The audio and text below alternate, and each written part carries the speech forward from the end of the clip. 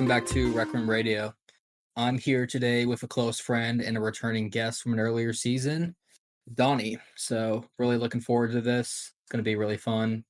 We're going to be talking about a wide scale topics of Marvel and maybe touch on DC a little bit, but just a catch up on what's going on or some of our opinions on things. But hey, Donnie, good to have you here, man. Yeah, thanks for having me back. How's it going, everyone? No, your first episode, like I said, offline, you did really good in that. A lot of views, a lot of people liked you and requested you back, so I'm glad I was able to get you on the show again. Thanks. But kind of picking up from our last conversation we have, you can remember it a little bit. We talked about at the time the new Spider-Man game that came out. Do you believe now in retrospect it lives up to the hype, or what are some things you think they could have done better or changed? I think that it's probably the best traversal in a video game. It's just fluid like that. They nailed it again. Insomniac just knows how to make that. As far as the story, it was good. There are some things I kind of wish were a little more fleshed out. I'm currently playing my new game plus right now.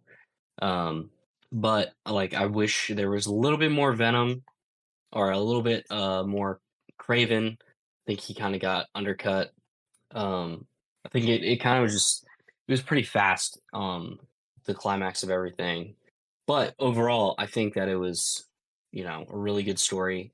You know, specifically with like Miles Morales, like the one thing I will complain about, not that I don't like the character, I think that the character developed really well in the story. I just really do not like how Miles Morales has become just like the Adidas poster boy in a video game where they create like so in Miles Morales the standalone mini game, I guess. He like creates, goes through this journey where he like finds himself and becomes his own version of Spider-Man, and how he takes the mantle and how he like has his specialized powers and everything like that. Really really good story, like for what it was, is like for a little game that they didn't expect to do so well. But he creates his own suit, has his own identity, and they, for whatever reason, in the end of this game, give him the literal worst suit I have ever seen. Like, so Is if it you the look one this where suit his up, man. hair is showing on the top of his head? Yes, and it's like a glowing blue. Like, I get it. Like, they want to have like the glowing blue. I like that, but Well, I don't they, understand from that is like, isn't the spider suit supposed to be from like a practical standpoint, like more aerodynamic, so it's easier for him to swing around, so he doesn't have a lot of baggage. That's why it's like, on a skin like a tight suit, basically. It's right? not And I like those mean, retro suits with like capes and stuff like that. There's a reason the suits like that.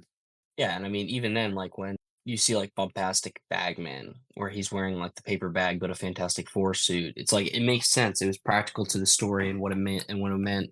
Or like when uh Peter turns into like Ricochet or the Hornet. It's like those suits were meant so he could, because he couldn't be Spider-Man at the time. Um and so it's like those suits, were a little bit more flashy or a little bit more different, but this suit just was not it for me. And I'll say that for like most of the Insomniac suits that they've created, they're kind of their creative liberties just make it less and less Spider-Man. Like I really like his final suit, dude, is his hair's hanging out and he's wearing Ultra Boosts. Like it's just an Adidas ad. And I just think it's terrible. But like the way that they did the anti-venom suit, I mean, I think that the advanced suit 2.0, or like the Miles Morales suit that we start off in the game is phenomenal. I think that those are like perfect suits. Another thing I'll complain about with this game is DLC. I mean, it's almost been out. It's been 10 months since the game came out, and there's no DLC for the game yet. And I'm pretty sure, There's still none. I thought it yeah, came there's out. no DLC at all for the game, which is not like the end of the world. Right? Elden Ring had what, a 2-year gap between their DLC, but it was huge. It was pretty much another game. So right No, now, no, I no, no. guarantee you, what people are going to complain about is this post product DLC content that people are waiting for, begging for, and there's been no update, no information on it. And so I could see that, one, it was just not really planned to come out within the first year of the game coming out. And two, it's going to be short. I think really short. And I would really like for them to disappoint, like prove me wrong here. And I would love to see something like that shocks me. Because the first DLCs for the game, like it was another really good 3-part story that kind of led you into the second game, and those like it led into the Miles Morales story, led into Spider-Man 2, and it was like it just felt like a good DLC. Added some desired suits that people really wanted, but like I said, they're taking these people, whoever they have creating these suits, like they're just I don't know. It's just not Spider-Man. Like it's just like Well, I've people heard want to see people. spectacular Spider-Man. People want to see you know this like the homemade suits from like Spider-Man 2002 and stuff like that. Like they're just like it's just Well, that I don't goes kind know, of like over to like another question I had for you. I've heard people, the small minority of them in defense of like Miles Morales' suit and stuff, try to argue that Miles is trying to be his own thing instead of being, the next mantle over Spider-Man. And I know that's a very heavy debate, especially recently with the movies of like, what are we doing with Miles Morales? Is he going to be his own individual thing, or are they going to pass the torch to him, as in he's going to be Spider-Man? And I'm curious to hear your thoughts on that. Do you think he went from being like a DEI Spider-Man to being like his own fleshed out character, or do you still think he's in Peter's shadow? so it's different, the way that they're kind of writing Miles Morales now. Whereas, like in the Ultimate Universe, it was very impactful because Miles Morales became Spider-Man because Peter died, right? And they got that right with Into the Spider-Verse, Across the Spider-Verse, everything like that. Their relationship was a little bit more panned out um, in the Ultimate Comics, and I think that they did it really well in Spider-Man in the Insomniac versions, like that he had his own game. Like he had in the deal. That's the other thing with the DLCs is that like at the end of the game, there's like a little teaser where they jump on the ceiling and he realizes he has spider powers too. Then you do some training with him, whatever, and then that's when he gets the game, and that's when he becomes his own Spider-Man. Like he creates his own suit. Like he looks different than Peter, has different powers than Peter. So yes, he's his own person doing his own thing, but he is still Spider-Man. And that's what I like is that it's um not that big of a deal to the story. Like they're just two Spider-Men helping each other out, like it's Batman and Robin. But at the same time, they still have the same respect and call each other Spider-Man because that's you're not calling Miles, they're calling him Spider-Man. And I think he's a great character. I mean, he's a very diverse character. He's got, a pretty tragic story, as most Spider-Men have, and he's just from two different cultures that are not typically seen. And that's what made Miles special for a lot of people, which I can respect. Like, it's cool. And, like, that's why a lot of people resonated with Spider-Man in general, is because he's, like I said before on the last time I was talking about him, he's like the everyday guy that everybody can relate to, who's doing the most and is not really getting the benefits of whatever he does. Like he saves the world, or he's still a broke college student. So I think it's you know, kind of Yeah, that's why my biggest gripe with the Miles Morales in Spider-Man 2, it kind of just feels like the whole I'm gonna do my own thing. Like I get that, but they did that in the Miles Morales game. They didn't need to do it again in this game, but he does take over the mantle, and I'm interested to see how that story goes with the I'm curious your Insomniac thoughts on universe. this though. Let's say you were in the storyboard room right now and you had the liberties and control over the character Miles Morales. What's something right now that you would change or do immediately, basically, that you think would like help the character more? For which aspect, like in the game or in I guess in general? general, with the character, like, what do you feel like they're not doing as well, or emphasizing enough, or overemphasizing at times? Like, if I was to tell you, like, hey, here's Miles Morales, can you try to make him his own thing, basically, while still being Sure. Spider-Man? That doesn't sound like an easy task to do because that's some pretty big shoes to fill. Right. But And I yeah, think he's got, a lot more. I mean, it's been 6 years, and since like Into the Spider-Verse came out, and I think really at that point, a lot of people I mean, he's a relatively new character. I mean, he's just popped off. And so I know like Donald Glover like really, really fought to be Miles Morales or just, Spider-Man in general, but and he got to be his Uncle Aaron in the Tom Holland movie. But like people fighting for him as a character, he is a really well written character. He's a really interesting character. I think that the stories and what we've seen from him in the media has been fine. I think that there's nothing more you could ask for. As far as live action, I think it's just timing. I think that if they do it now, it's oversaturation. I don't think that he needs to necessarily be, Spider-Man. Sure, like in the whatever. I mean, the next Spider-Man movie with Tom Holland, introduce him as like a teenage kid. But I mean, at this point in the story, it wouldn't necessarily make sense to have him come in fully because he's or like have a solo movie or anything because it just wouldn't the story wouldn't make sense. Like there has to be that relationship with Peter, stuff like that. So like right now, as far as like everything, like the comics and media, I think he's like the people who are doing it have it right. And I think that if they keep like respecting the character in doses like they have been, they're doing good.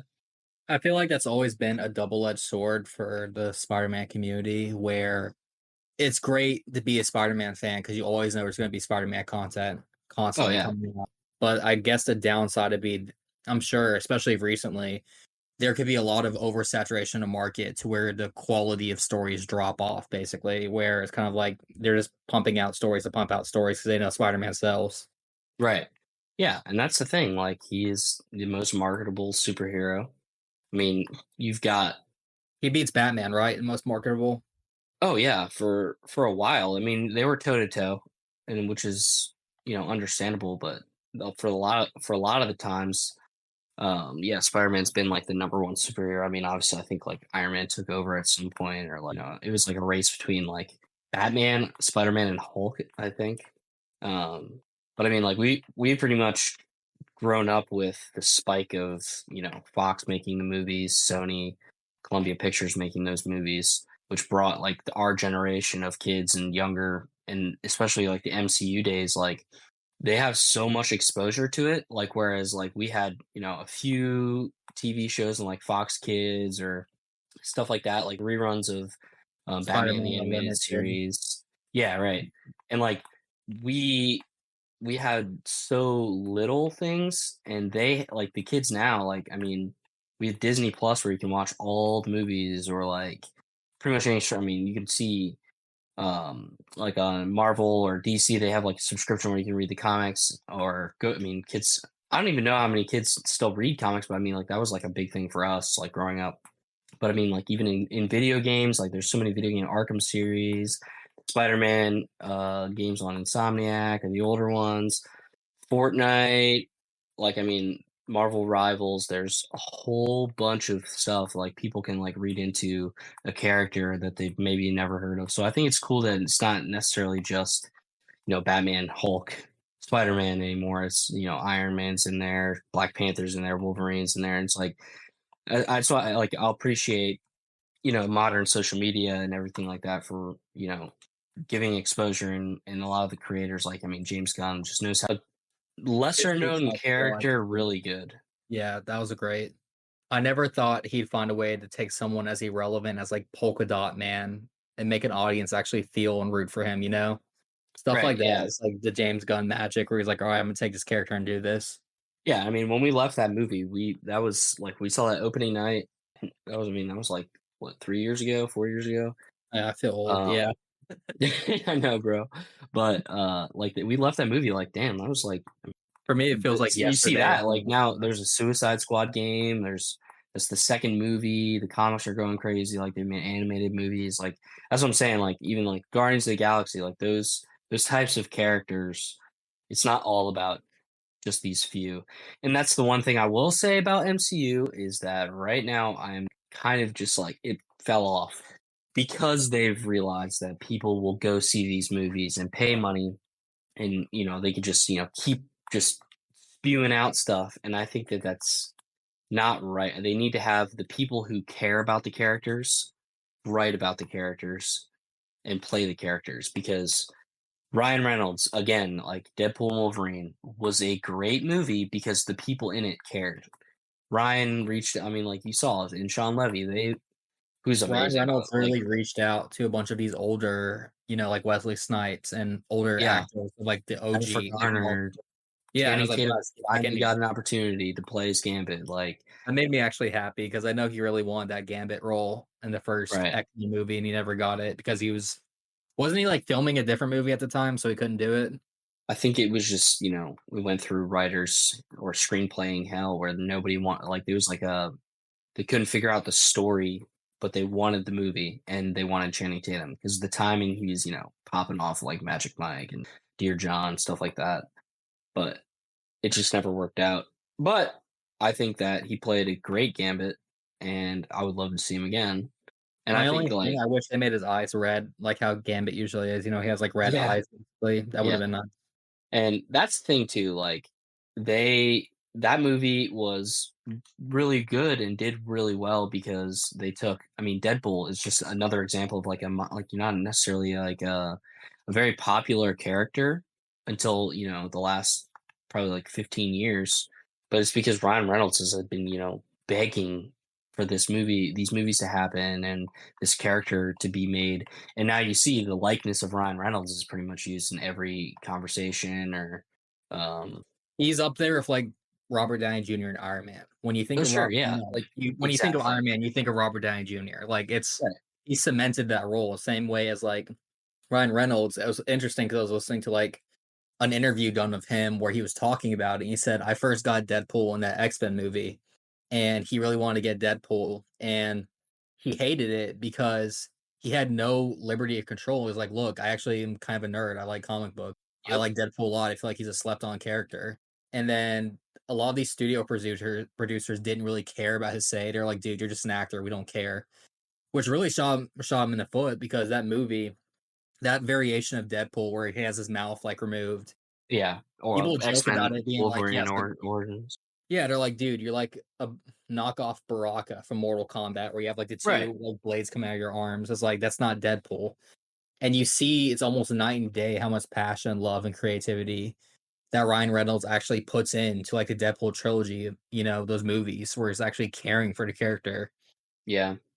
And that's exactly what I want, because I mean, they just it's the same way with all this new Marvel stuff that they're coming out with, right? So like we got the new Captain America and stuff, which I'll always give it a try. Like I won't just I'll have my initial thoughts on it like I don't know if that'll be good, but I'll always try it. So like Eternals, I think people kind of overhated that movie. I think it wasn't terrible. I just think it wasn't what people expected.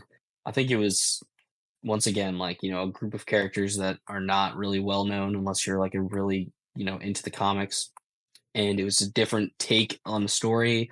A lot I think it was like I couldn't even say like wrong place, wrong time because, if they wanted to introduce, more like galactic individuals and stuff like that. I mean, I don't really know when else they could have fit it in, right?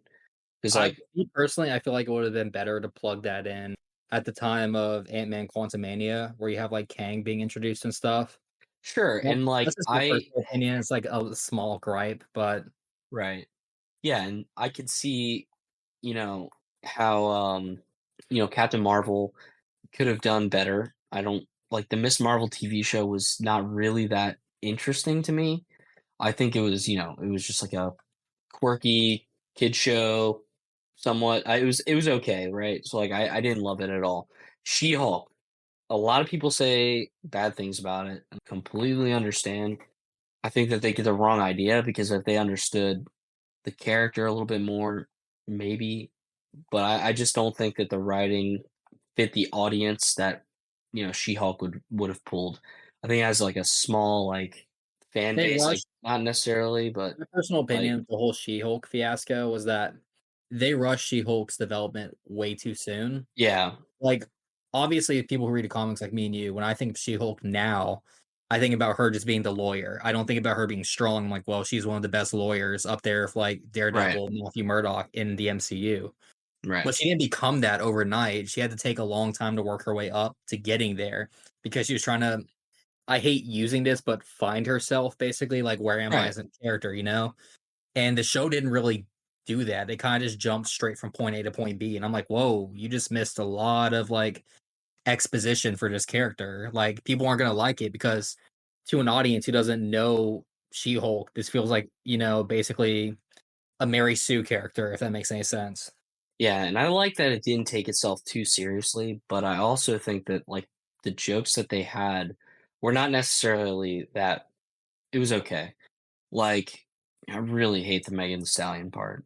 I Yeah, mean, that it's a huge meme, but, like, it really just made me cringe, if I'm being honest, like speaking of the Megan Thee Stallion part, a lot of I hate to use this word in the year of our Lord 2024, but SJWs, if you even wanna call them that. Like, I don't know what their new title is, but basically people love to complain about things. They're sure. saying, "Hey, everyone hated on Megan Thee Stallion, that scene in, like, She-Hulk, but everyone was loving and laughing and cheering for the Deadpool, dance basically he did at the end from the Backstreet Boys." What would you say to those people who are basically saying, like, "It's not fair that you thought this was bad, but this is funny," and they're the same thing? I can understand that. I think that it was just and I that's what I think is that people understand Deadpool as a character. I don't think that they understand She-Hulk as a character. So, and I can understand how they're saying that for sure. Because I could I Would you yeah. agree with them saying that, or would you say, like, it's a little bit misunderstood? I think my answer to that would be as of why, it's different is that people would majority just don't understand, like, or know She-Hulk as a character compared to That's what they've fair. seen from Deadpool. So, I mean, I it don't makes know, me think and of I think this it's, like like, also it's a modern She-Hulk, so, like, I mean, it that's would true, make yeah. sense. She's a single woman probably listening to Megan Thee Stallion, like, it does make sense, like, really, if you think about it. Not too long or too hard, but it makes some sense. So, yeah, and it's, I really didn't, if I'm being honest, the one thing I really hate about She-Hulk is Hulk. Like, I really just I really hate, uh, No respect for the OGs, I'll put it that way. Mark Ruffalo's Hulk, if I'm being Yeah, honest. Professor Hulk or whatever the Smart Hulk thing that they got going on is really terrible. I I Edward Norton's best Hulk by Everyone far. exactly. Everyone wants to shit on 2008 Hulk. I'm gonna be honest. Between that, like if they took the 2004 Hulk, where in He looks Incredible like Hulk Shrek. made him get bigger as he gets angrier or more or hurt. Like I mean, I'm pretty sure in that movie he gets up like 18 feet tall at some point.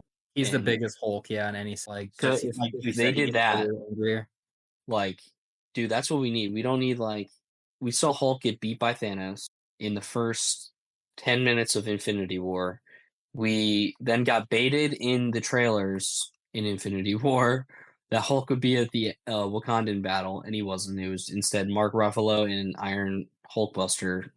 And then in Endgame, it was Professor Hulk, who is just such a boring take, right? In a really pivotal point of um of the story, like at least they could have made him like Professor Hulk for like a little bit and then made him hard in the final battle, but no, no, I don't That understand that really they was kept doing it in yeah. She-Hulk. And this is gonna be a personal gripe because I do love Hulk a lot, and I don't feel like any media really, even in comic books at time, understand Hulk as a character.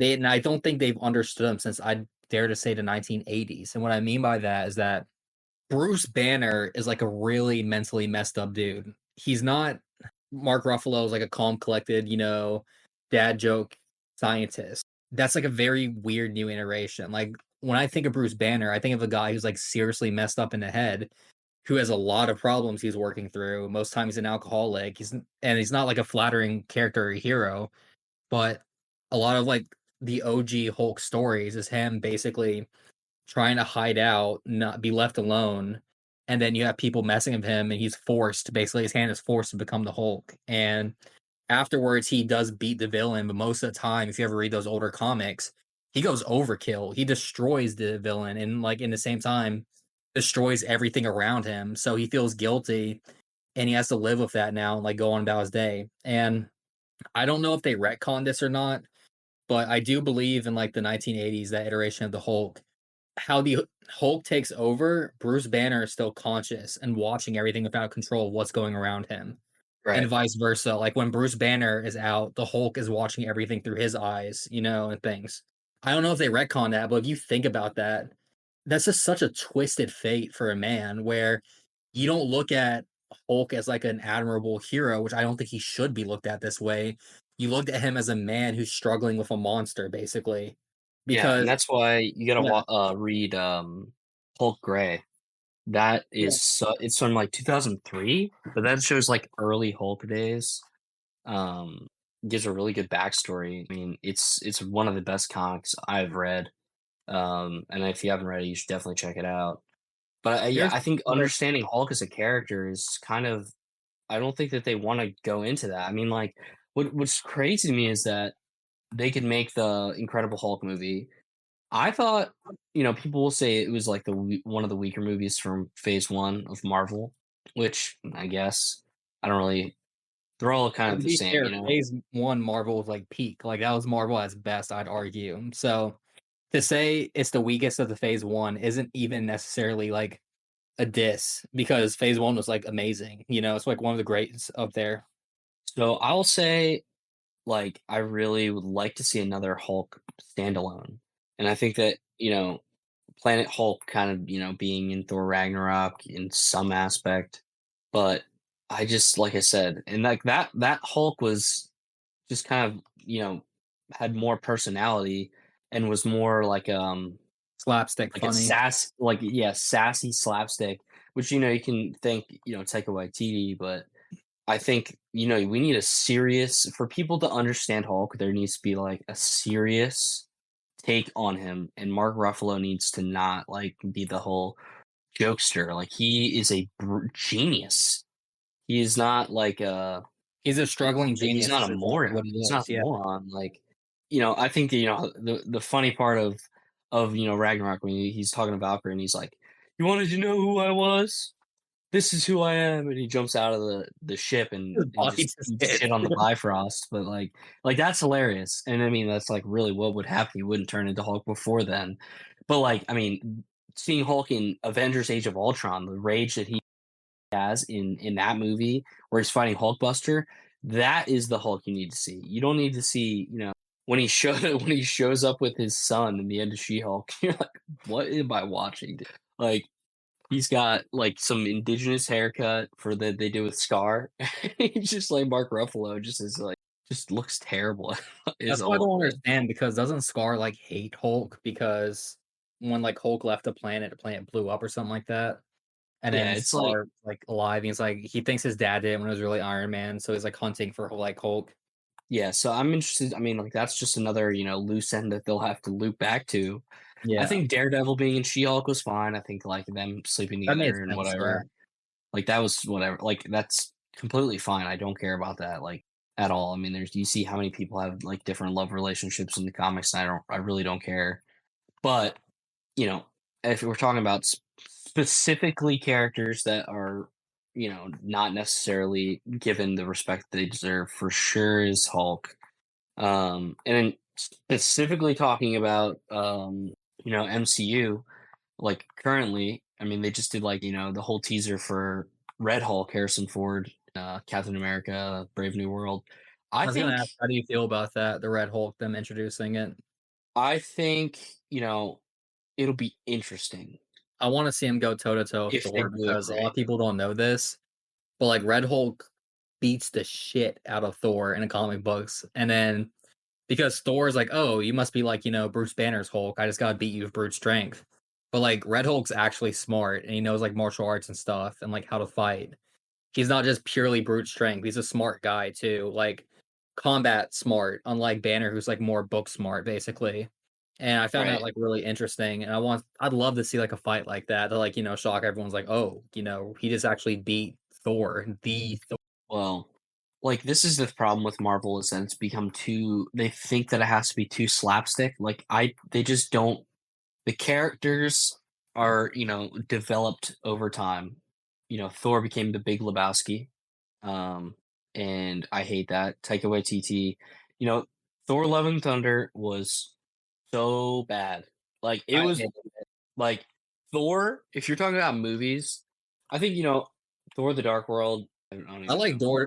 Thor: The Dark World better than Love and I Thunder. It's a hot take I have, but it's I just I would honestly, like, almost agree with you, like, I'm, like, almost there with you. the reason Like, why is because 'cause I've always been one of my favorite Thor stories was definitely with, like, Gore the God Butcher, and it's just and such I an think insane story to read, and then, and I think you the know writing was the problem with the movie, Like, that's yeah, like, they Christian butchered Bale can play yeah, the those character, and characters. they ruined it. They just wasted it by having a lazy writing, like, it was It's just not only not that, they cut 30 full minutes of content of, like, gore on that movie. I kid you yeah, not, that they literally sucks. said, "We cut 30 minutes worth of just this guy," basically. I'm like, if he's Yes. the villain, you should show the villain more if he's gonna be a philosophical type villain like, Yeah, Gore. If it was someone like Doctor Doom, I'd understand because Doctor Doom's always just like, in the background, 1,000 IQ chess player, mysterious guy. He doesn't like getting his hands dirty unless he has to. But if it's Gore, you're gonna need a lot of screen time for him. He's very philosophical. He has motives for why he's doing what he's doing. It'd be nice to have like him have a little monologue or something. But yeah. I mean, yeah, and then that's the thing with the gore stuff is that they just did most of his, god slaying slash evil acts off screen and just included in like little like images or clips of stuff when they were talking about him, which sucks because he is a really really cool character. And I mean I think Powerful that too. Very powerful. I just think that the Thor was just not serious. Like, dude, you go from Ragnarok, which, had Thor and he was, silly, but then like, came back, and then Infinity War Thor. Like, dude, what like the Russo brothers know how to write characters. They introduced Spider-Man. Dude, like Captain America, Winter Soldier, one of my favorite MCU movies, probably right below Infinity War being number one. Like Winter Soldier is super, super good. Um, Civil War, again, an amazing movie where they just wrote the characters much better than anybody else. And I will say like the Hulk is still terrible. I'm not defending that at all. But like the storyline between Hawkeye and Black Widow, great. The Oh, how they're redemption of both trying to Hawkeye. sacrifice I mean, themselves. Yeah, that scene is pretty yeah, good. and I mean, I don't. The Ronin is okay, nothing crazy, but time skip, whatever. But the way that they did introduce Spider-Man was great. They nailed that comedy, and they understood like how to have a large group of characters and still like flesh out a good story. And that's the thing like I hate with Thor: Love and Thunder is that they just really really made him a joke. And It's like a time and a place. You can't so there's exceptions to the rule, like Ryan Reynolds, like Deadpool. Like that's meant to be like a joke character. So exactly, I'm not gonna get mad and say like, huh, it's been 3 movies now where he's only having goofs. When is he gonna be a serious character? It's like that's not Deadpool. right, But if there's someone like, Thor, yeah, of course he's gonna have be jolly and stuff like that and joke around. But there's also times that Thor is very serious and he knows like, hey, this isn't really us joking anymore. We need to like lock in basically. And yeah, it just frustrates me how like they kind of like drag the joke out too long, if you will. yeah. Like I mean, if you look at this man, like props to Tom Tom Hiddleston, but like dude, Loki is probably the best character in the MCU right now, other than Peter Parker, Should I watch because that Loki show? I still haven't seen it yet at all. oh my god, dude, it's some of the best writing for sure. Like that story, like Loki, God of Stories, stuff like that. It's it's really well done, and I think like the way that they did it, introduced Kang, it was good. Uh, I mean, unfortunately, that changed. New for anybody in the audience, just to want to point out a fact: don't beat women. Then you get to keep your Marvel deal and become Kang in a Did you movie see that's the not actor was animated. complaining? The actor was complaining and he said like, "Oh, it's so heartbreaking that they're putting Doctor Doom in there instead of me. I wanted my own standalone movie." Like he was complaining about that and everyone was like, "Dude, just don't beat women. Like shouldn't have done that." Yeah, and I mean, I will say, I'll speak on Doctor Doom. I think it kind of just feels cash grabby, I will say. I will be excited because I know that the Russo brothers will probably nail Secret Wars. They will nail the other one's called, I think it's the one before Secret Wars, but How I are they think gonna that they'll handle nail it. Secret Wars? Because I was gonna ask you that. For the audience who don't know yet, if you've been living under a rock, Doctor Doom is going to be the person playing Doctor Doom is going to be Robert Downey Jr., who's been Iron Man for the longest time. If the thing I'm confused at is, like, how are they gonna work with this? Like, because I'm wondering to myself, like, imagine Doctor Doom is gonna, like, fight the Avengers or something like that, like, his mask gets knocked off or I don't know, something. Are they just gonna act like nothing if that's, like, basically Iron Man because it's the same universe? Like, are they gonna try to, like, say it's a variant or something of, like, Iron Man? I don't really know how they're gonna try to, like, spin this, really. I've heard a couple theories, and we'll only tell whenever the movie comes out, or there's some stuff that's teased from a trailer that shows too much. But I think that it'll be, with the new Deadpool and Wolverine thing. Iron Man was the anchor being of the universe, so they will, as whatever Earth they decided to call the MCU. I don't know. They say it's 616 or 199999, but whatever it is, they'll be like, our universe is, going to be destroyed if because Tony Stark has died, and our universe is slowly decaying, right? So we're gonna go through these timelines like, Deadpool did, found all these variants and find, Tony Stark to replace uh our Tony Stark. And then they'll find Doom. But that doesn't necessarily make sense if Robert Downey Jr. is playing Victor Von Doom, who is not a variant of Iron Man, Tony Stark. That wouldn't make sense. So I I'm really interested to see how they do it because it's just weird. I wish, and we talked about this offline, but I really wish they could cast people based on, like, what they are in the comics. Like, it would have been nice to see, like, a Romanian dude basically casted Right. as, like, Doctor Doom, because that makes sense, you know? And Yeah. I think about that one Fantastic Four that they did that was, like, absolutely horrible and atrocious. It was years after Silver Surfer. Oh, Fan Four Stick. Yeah. Oh gosh, and Terrible they movie. had Doom in that. It was the worst depiction of him ever, and it sucks because I'd say 2 of my most favorite villains ever, or I guess 3, but if you really call the other one a villain, but number 1 would be Magneto, number 2, Doctor Doom, and number 3 would be Venom, and that's why I said I'm not sure you can even call him a villain at this point. He's more of like an anti-hero, but it gets frustrating at times. Yeah, and I would say I would agree with you, and I think in my top 2 are just swaps. I think Doom and I think they're honestly sometimes interchangeable though, but Doom and Yeah, Magneto. definitely. But then I have, yeah, top 3 probably Green Goblin. Yeah, I completely agree. They have to do it. Really, the only thing I care about is that they do a story that they do it right. Which the Russo brothers, I really hope that they do it well, and I have faith. But my expectations will be have to see. Like I had a bad aftertaste in my mouth about Endgame, only because it was so hyped for, and it almost fell short for me. And I'm not saying it's a bad movie. I'm just saying it's not as good as Infinity War, and I think a lot of people will agree with me. I don't think I'm crazy for saying that. I just think that the story had perfect pacing. I think that the story had that ultimate feel of that they lost. Like you saw the effects on Tony Stark with Spider-Man dying and stuff like that.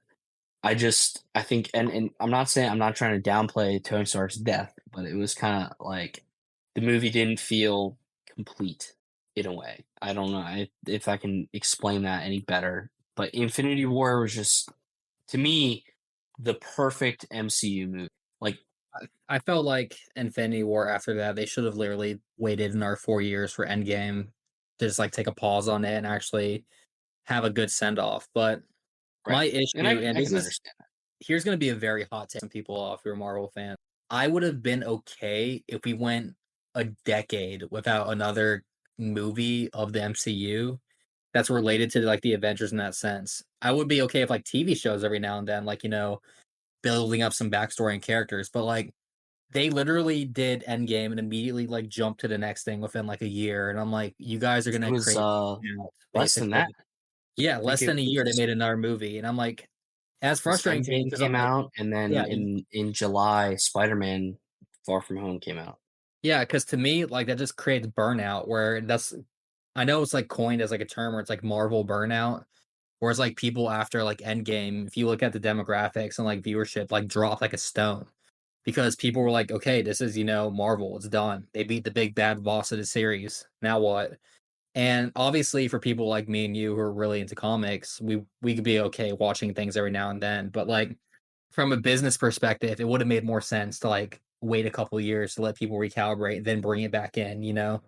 Sure. I think that is just the problem with this stuff nowadays. I mean, you look at Star Wars, it's Disney, and people beg, complain, absolutely shit on everybody and everything for not getting them exactly what they want. And like I can understand that. Like a lot of because I mean they just pump shit out, so people always, want more. So then, now that they've kind of screwed themselves over in the fact that if people because they were like, "Oh, yeah, you keep giving us all this stuff and it's not good," well, now they're gonna, wait to make a movie, and people are gonna be like, "Well, when's this movie coming out? When's this thing happening?" So that's why they're giving us teasers for Fantastic Four. I mean, I don't know if you saw, but, like, Pedro Pascal, Joseph Quinn, and That pissed me off that Vanessa they got Will Kirby, stuff like that. Pascal. This is such a Um bad casting right there. We'll see. I hope it's good. But like they haven't even started filming the movie yet. When they announced it, and then had them up there and like we're because they want people to be excited. Like, hey, trust us, guys. We're making this project. Trust us, guys. Like, have faith in us. We're like we are making this project, which I completely understand. But like, I want to be left in the dark. Like, you remember like when you saw a trailer. It like barely it gets you excited for the movie, but it doesn't like expose plot lines. Like, dude, I like being thrilled to see something. Like, I like, having the unexpected happen. Like, I don't want to know that Robert Downey Jr. is Doctor Doom. If you guys were doing that, you could have just exposed it in the movie. Like, I would have been way more impressed if they told us, like, in the movie, not even in the trailer. I'm saying, like, if they literally did not tell us at all until the movie came out, it would have been a better reveal, 100%. Because now people are going to think about it. People are going to compare it to the dooms that we've seen, or people are going to compare it to this story really won't make sense. And people are going to start thinking about it like, so what, we're just done with the Kang stuff? And then they're going to be like, well, maybe they'll have Doom just come in and kill the Council of Kangs. Cool. That's awesome. Like, I guess, but you're still going to have what's his nuts come back in, Jonathan Majors, and perform as a character that's completely controversial now because cancel culture in today's society. Understandable, but to me, it just they wasted so much time building up Kang as a villain, and now they're just shotgunning us with Galactus, Doctor Doom. Like these are very interesting characters. Like Galactus is not as simple as nom nom I eat planet. Like he's a very cool character. Galactus Like moment, nom, nom, nom. yeah, like Well, I think of he's a Galactus, really I just cool literally think of character. Pac-Man basically it's just a dub, dub, dub, dub, just eating planets. I'm like, "Okay." Yeah, This is like like I don't know if you've seen like have you ever seen his ship? Like Galactus's ship? It's as big has as a like a ship solar now? system. It's just in the comics. Yeah, he's literally I didn't know that. I always has thought a in the ship. comics, like, what people see of Galactus isn't actually him. That's just, like, how we perceive him because he's, like it's kinda like the same thing of Darkseid in, like, DC, where they don't actually fight Darkseid. That's just, like, a small, like, projection of Darkseid on that planet type Literally thing. just go to Apocalypse and all the time and everything, and then survive and beat him. Yeah. You know, Darkseid shows up. He's like, "Yo, I'm Darkseid, yo." Batman kills him with the Batarang, stuff like that. But Batman dropped like his Omega yes, beams like nothing first time meeting him. I'm like, "Okay, that makes sense." uh, the the ship Galactus's ship is literally called the World Ship. Um, but it is how big Galactus is in the ship. He literally sits in the ship. But the relevance to the Fantastic Four um and Galactus in the ship is that the Watcher tells the Fantastic Four that on the ship is the only weapon that can stop and destroy Galactus. So it's a very important plot point to Galactus slash the Fantastic Four slash the Watcher, which is Correct me kind if of I'm wrong, but wasn't it like Reed Richards who invented like some gun or something like that against him? the That was gun like that they use is on the ship. oh, okay. I thought Reed Richards invented it. My bad. No, they were like, Galactus is an unstoppable force. We have no way to destroy him. What do we do? The Watcher, who's not supposed to intervene, being a little sussy boy in the sky, shows up and he's like, yo, Fan Four Stick, this gun is on this ship. Go check it out. It does something you won't believe. It kills him. And they're like, oh, yeah, let's go up there. And then they find out the ship is, as big as a solar system. It is ginormous. And that's when they get the gun or whatever, and then, story. But that's a lot to pack into one movie taking place in the 60s for the Fantastic Four, which, I'm not saying it's terrible. I'm not saying I don't have faith, but if they you saw how they did Galactus because people were scared to be comic accurate with Rise of Silver Surfer, how they had him as a clown, I hated that so but much. They made him a cloud. I'm like, why? and they call him the Destroyer. The only time where they weren't comic accurate, where I think it was better, was what was the X-Men movie where they had to go back in times? Days of Future Past, right? Days of Future Past. Oh my yeah, The Sentinels, I'm kind of glad they made them more Terminator-esque instead of like the really big purple and blue dudes. You know what I'm talking and that about? was the advanced version of the Sentinels. Yeah, I thought that was Because the necessary. OG ones in Days of Future Past are still in there, which are true to the comics, which is still cool. I think that I can appreciate both designs. I think that the new Galactus design, from what this little sneak peek that I've seen, and they're probably gonna his story will probably be he's one of those Celestials. Hmm. That's how they'll probably do it. I mean, because then now the Celestials are made of adamantium, is what they're calling it. Wait, The what? material made of the yeah. So in the reveal for the Captain America, uh, General Ross Harrison Ford is giving a speech, and he's talking about how they found they see the Celestial from Eternals in what's it called, in the Indian Ocean, and the metal he's made of is adamantium. So that's how it's introduced into the MCU. But I think it'll be interesting to see how they do Galactus. Are they going to say he's a Celestial? Because we see the Celestial being nowhere is also one, so another dead Celestial. But I'm interested to see how they introduce Galactus as a character, especially him being in this is predating the MCU. This is the '60s, so it's not Iron Man's going to show up and be like, "Yo, it's Iron Manning time." No, he wasn't born yet.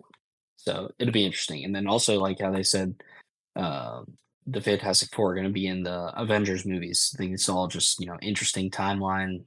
They'll have to explain why they didn't show up for Endgame, and also Yeah, I was explain. about to say, how are you going to explain that away? Just like, oh, well, they were doing their thing. I don't know. Well, we weren't in the multiverse saga yet, so we couldn't show up. Yes, it's just it's just all these things they're just gonna have to really think about because they wanted to go around the route of it being taking place in the '60s. Which, like I said, I'm fine with. Like I I said, want to I know would your like to opinion see on people this. care about it. Yeah, really quick. I want to know your opinion on this, but is there a way they could like stop with the multiverse stuff? Because I feel like it's getting overdone a lot, where writers are now using that as like a get out of jail free card for anytime there's an inconsistency or like some bullshit they do. Like, oh, Oh yeah, multiverse. Yeah. I think it's a Like, very easy scapegoat, and it does happen in the comics, 100%, more in DC than Marvel, and I think that Marvel's kind of taking the creative liberty of using that aspect. I mean, I think that doing it too much is not necessarily good, right? it just Because I mean, feels so everyone's gonna overdone, want to like lazy see writing. and that's the other thing too is that people are misunderstanding what a supporting character is compared to a cameo. So it's everyone wants to see a cameo and then get mad that they're not a supporting character. So Gambit, Elektra, Blade, Wait, and yeah. X-23, they were not cameos; they were supporting characters. But Johnny Storm Chris Evans was a cameo, right? Like he wasn't really that important. He was a very short, like Juggernaut cameo, Mhm. stuff like that. So like I think that if they keep doing it, like yeah, easy scapegoats, like oh well, this in this universe, like we can get out of this. But I mean, I understand why they're doing it. Like it is the main focus of this current era, and it's because of Spider-Man and because of Scarlet Witch. It's cool. I really, I do like it. It's awesome. Gives a lot of other people opportunities to be involved. But yeah, there's got to be a point where you just kind of like stop. I wish Let's. I could do, like, let's say this upcoming beef, like, um, why am I blanking on this? The new Fantastic Four they're trying to do. Have they released a title for a name of it yet? Yeah, it's called Fantastic Four: The First Steps or something. I wish I could find a way to just, like, close the portal or some BS, like, stop multiversal travel from being as easy as it is now, you know what I mean? I'm not saying completely get rid of it, but make it something really hard so it's not seen as a convenient excuse. So now you have it in the back of your card where next time you do it, there's a very good damn reason why they're doing it type thing. And I think that that's what they're kind of doing with Deadpool and how they explained it is the anchor being Yeah. like if that person's not there, then your universe will slowly fall apart. That's cool. I get that. That gives it some like, consequence. You can't just like plug and play everyone all the time for convenience. So I just think, it's gonna be weird. Like they're gonna have to do the X-Men different. Think about it. Like Adamantium's only just now in, right? But Wolverine's already here. So adamantium, what's the relevance of adamantium being in MCU right now? Not really a big deal. Want to know why? Because Wolverine's got transferred from whatever universe of that he was in before. So it doesn't matter that adamantium's in because he's already in it as a character. Like it's not like you're gonna have him be created again. Like Weapon X is not gonna happen again. Uh, and so, like, also, I think it's interesting, like, how are they going to be like, oh yeah, mutants have always existed because of now, like, Charles Xavier is going to show up. Like, how are they going to do Charles Xavier? Like, how is he going to be like an established character, He's established so mutant? old too, the actor for him. Like, just let that man rest. Yeah, and like, but like that's the thing is like how do they do that? Like, how do they like you could do Cyclops, like you could do all the mutants, you could do it perfectly fine. But like, how do you do like an established like how do you do a first class type of thing? Like how they had that with like Banshee, Angel, I feel like uh, Beast. Like, you got it. Like, what are we doing? I feel like, and this is my opinion, and here's a hot take I want to share with you. Days of Future Past did time travel way better than Endgame did. And Yeah, what I I could see mean that. by that is because it had a lot of weight to it, where they basically told the characters when the Sentinels show up, and then what happens, it's not that everyone there just doesn't, do anything, and then you get out of there and you jump forward basically to where they haven't caught you. They explain it to as every single time the Sentinels show up, everyone dies an extremely painful and horrific death, only for you to start it again, basically. Yeah, and they're only going back like a few days at a time, which Yeah, is cool. that's just so painful to think about. I'm like, ugh. So you're telling me, and then they're like, how many times have we done this? And then they're like dozens of times already. Hmm. And it's just like thinking, like, wow, all these characters, like you see in like the finale of that movie, how the Sentinels go through and just destroy everyone like that. And it's just so painful to watch and just think about like, wow, these guys died horrific deaths like dozens and dozens of times already. This is like brutal. Like it actually has weight to what they're doing. Yeah, and I think it's interesting, the whole Doctor Strange checking the realities and the one chance that they win is when Iron Man dies. I think that has a lot of weight to it, but I think that reality being like, there's a difference between realities and multiverse, which is just, I think it's very convoluted. It's just, I don't know, it's so kind I of get what you're I saying. don't They know, should like flesh it it's out. so easy. It's just an easy cop out, which, they're gonna do. People are still gonna go see it. People are still gonna go pay for it. And I just think, it's hard for them to not wanna give people what they want by doing the easy cop out. Like, dude, I I will say, like, the way that they did No Way Home was amazing. Like, right, they introduced the villains for the first time, like the first time that like the MCU Spider-Man's seen them, but they're still the respected versions of their original form, like whatever um, from the other movies. And I think that they did the multiverse really well in that movie because it wasn't like a million things in your face, right? It was just specifically related to Spider-Man. Deadpool was a lot, but I mean, made sense. It's Deadpool. I And always see him as the exception to the rule. He's like an outlier. right, yeah, like that movie, like that, all the, and then even with Loki, there's variants of Loki, and it shows you like that stuff. But I think it's like I said, variants, different universes, like different realities, stuff like that. It's just getting. It's like people are just gonna want to see what they want to see. So like they're gonna beg for Tobey Maguire to come back. Dude, I've been begging for Spider-Man 4 since 2007.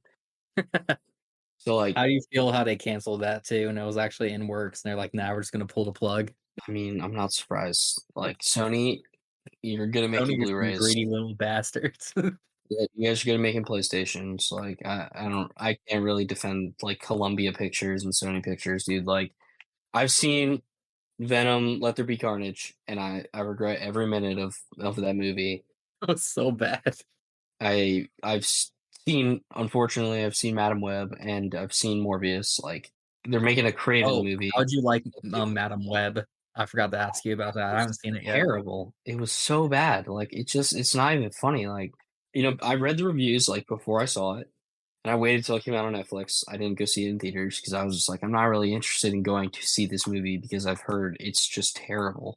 And I did that with Morbius. I went and saw Morbius for whatever reason. Like, I mean, and like that's again like There was a meme cool culture back character. then. Yeah. Yeah, like dude, Matt Smith, like what were you doing in that movie, bro? Like you redeemed yourself in House of the Dragon, but like Jesus, man, what are you doing? Oh And gosh. Really quick, uh do you remember how Morbius is doing so bad? And when it like was like phasing out of theaters, people were spreading a meme like Morbius best movie ever. And then these stupid studio yeah, directors were like, "Oh, they must really like it. Let's spend billions of dollars putting it back in theaters past its lifespan." And they lost yep. even more money after that Oh because my no one god, that saw it. was so I yo, was it's like, Morbin time. those are memes. Those are some good days. They're like make fun of that movie. Yeah, I like that's really all it was. And I think it's crazy.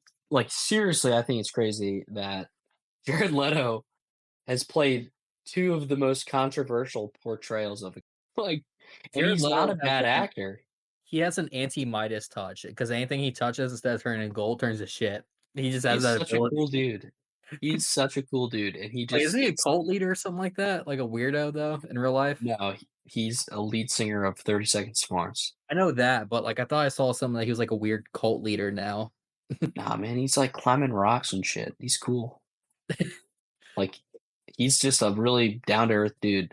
But like his Joker, oh my goodness, just I Damaged tattoo in the forehead. I was just so edgy. I was like, oh it was god. just edgy. I don't think people were ready for that. I don't think people ever would have been ready for that.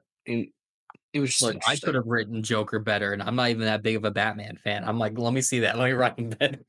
I mean, I don't know. That was just, better than he looked. I will say Jared Leto looked better than whatever they got going on in Suicide Squad game, man. He looks like an He absolute looks like a twink weirdo. in that game. It's disgusting. I'm like, dude, what'd you guys do to Joker? I'm like, ugh. Dude, it's bad. So Someone bad. did a Like, comparison of like the Batman Arkham series Joker and how he actually had like a sharp jawline. He looked crazy and menacing, and like how his suit actually looked cool. And I'm like, yeah, that was a great video game portrayal of Joker because it reminded me a lot of Mark Hamill's Jokers from the original shows.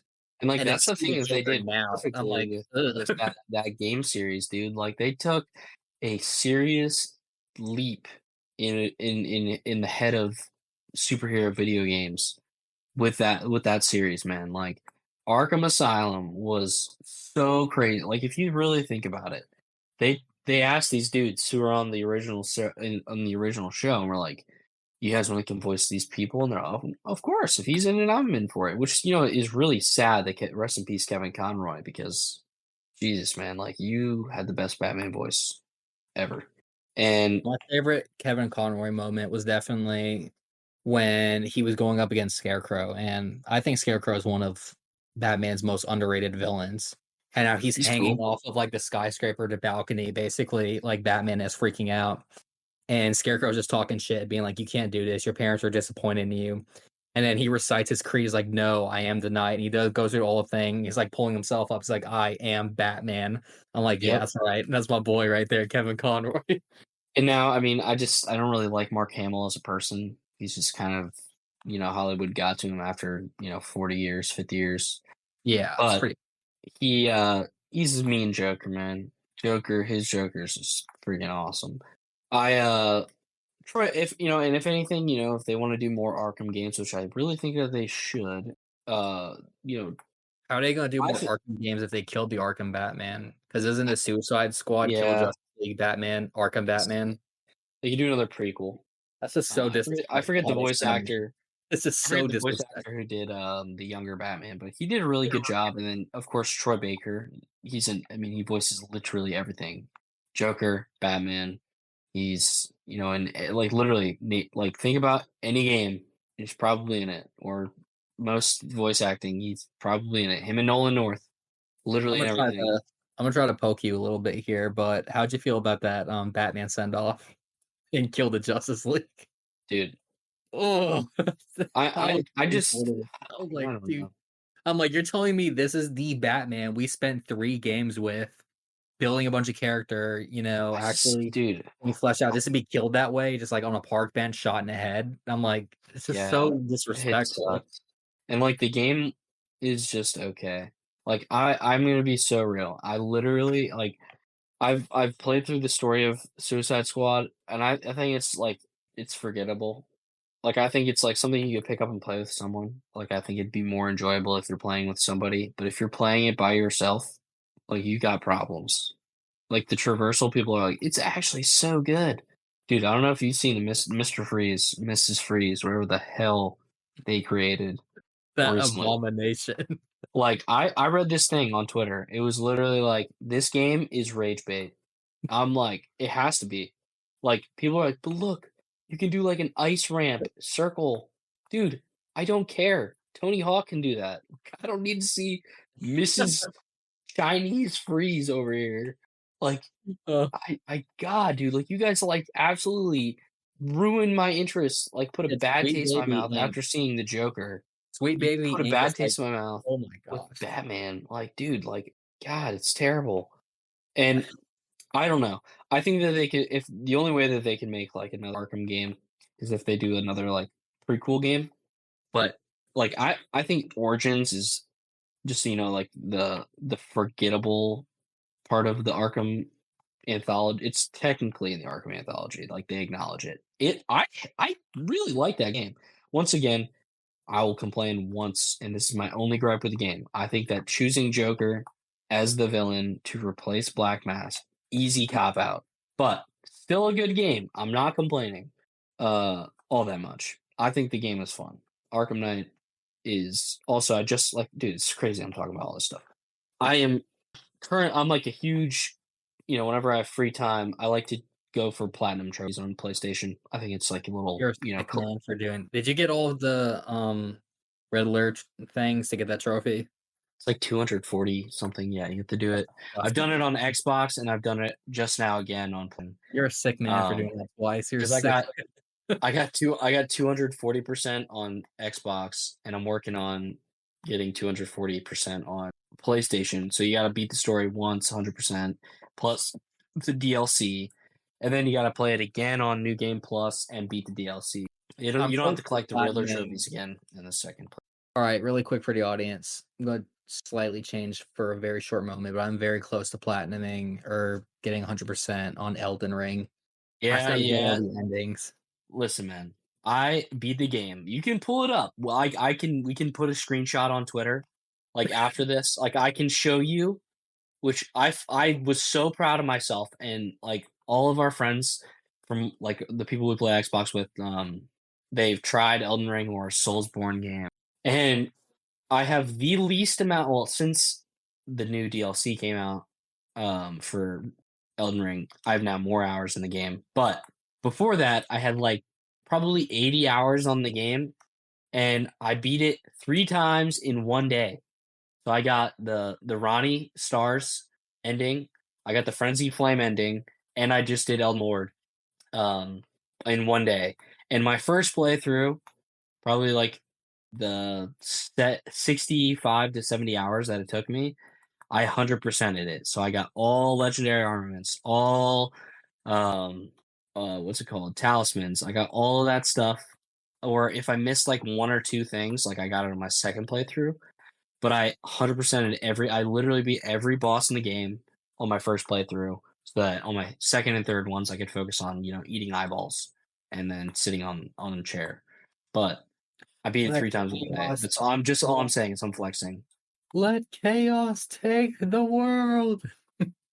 And all I'm saying is people who have PlayStation, you have the cloud that you can save a game file and then just cheese the ending. I'm gonna let you know. You could do that on Xbox too. My youngest brother did that actually, where he it says it's called dirty saving, where you just keep going back to that point and getting them all. So what he did actually, he completed every single step for every ending his first playthrough, and just dirty saved and went through and played every single ending and like one thing. And I'm like, okay, that's kind of yeah, sure, I guess. I did not dirty save. I promise. Like I think that defeated the fun of the game. I think that playing on a new game plus was so like hilarious because you'll see how overpowered you are when you go back to the beginning of the game. How did you Uh, handle the DLC on New Game Plus 3? That sounds um, miserable because I was watching well, people stream and they're like level 200 characters get one shotted, and I'm like, oof, that's yeah, rough. I'm about like level 250 now that I beat the DLC. Well, I was 250 um going into it. But now that I beat it a little like a couple levels higher, but uh really the main point of the game or the DLC is to explore, explore, explore, and then that's when you find the shadow tree fragments, and that's how you get powerful because it scales with them. That's what people didn't understand, is that they would go try to fight boss after boss, like try to speed run it, and then they get their shit pushed in by a golden hippopotamus because they don't realize that you have to go collect these things. Like, I really love that DLC, dude. I can't even Uh, explain that game in general, but that I DLC was hated that. awesome. I hated that Clash of Clans Hog Rider knockoff that just whammed the Gaius, shit every time. I yeah, hated him so much. Commander. I was just talking to my buddy about that. Commander Gaius, man. I hate him I so mean, much. He just bodied me. I'm like, I hate this game. I just hate life. whenever you get the chance, just look at the Commander Gaius like perfume bottle cheese. It's so funny. I didn't do that, but it is very funny to watch people just like cheese. I mean, I think they did that to Bale too, just perfume bottled Bale, which I still think Bale is one of the coolest boss fights in the game. Um, I think, well, dude, like almost all of Captain those Ahab bosses are next to you so just awesome. yelling the whole time. He's like, Bale, foul, wretched Bale. I'm like, "Oh." Curse you, Bale! Yeah. That voice acting was amazing. He was like sounded genuinely pissed. Like I was just thinking, what does Yeah. this guy look like just in this studio with like a mic on him? It's just him screaming at the top of his lungs. This is like, Curse you, Bale. man, And this kind of also like owes getting you up money. to that, oh my god. Like that's what I'm saying. Like the way that you can like explore that map, it is so big. It is like I mean, like How DLC I should fought be, Mesmer and I was like, dude, did I win? Did I just beat the game? No, obviously not. Mesmer was a really cool boss fight, but really easy. Uh I think then I like yeah, obviously I'm like, exploring, whatever. And I find Commander Guys, I'm like, all right, I fucked around with that. So then I went and explored more, came back and, showed him what's up. And if anyone's wondering, I did like we'll say I'm a cornball, but I've done multiple builds and I Don't respect to tell do me you Rivers did. of Blood. Oh no, you did a bleed to But explode, didn't you? uh well yeah, and Oh, but I did my first playthrough as like a magic sword type of deal. Like I forget it was well, like I did a I forget strength faith what build. kind of That's build it was what I called. did. I did Faith. I really liked Faith. I did Arcane build. Blade of I Malekith messed is around my with that. favorite. I love Blade of Malekith. That carried me through most of the end game. Yeah, this Ember Dawn is a boss fight. I will say this quick. Hardest boss fight in all of Souls. I don't care what anybody says. That I is the playing hardest Dawn on fucking an old boss. ass Xbox. My frames just dropped so hard, and I was just like, I felt like I was fighting against my Xbox during that match. Like my Xbox was aiding Radon. I'm like, dude, Yeah, I if you can't beat Radon on that win. Xbox, you deserve a lifetime achievement. The frame rate alone, man. You're better than me. That's hilarious. And that's Um, if anyone yeah. feels like they can't do it, like I mean, you got to think like people like Kai Cenat being so like and FaZe Jev. If you know who FaZe Jev is, like this dude Isn't plays Cuss Call of not Duty. like intentionally bad though? Do you think he's intentionally bad, or he just is actually like bad? I think like a lot of the major streamers will play game. I think he's gotten better because he's played pretty much every Souls game. I think he was Not just playing Sekiro yet. Bloodborne. Yeah, he hated Bloodborne, which really sucked. Like Dude, if they please remaster that game. Oh my god, if anyone's listening that has pull in that field, please, I'm begging you. after that stream, I don't think they are because like he hyped it up and then he just was miserable the whole game.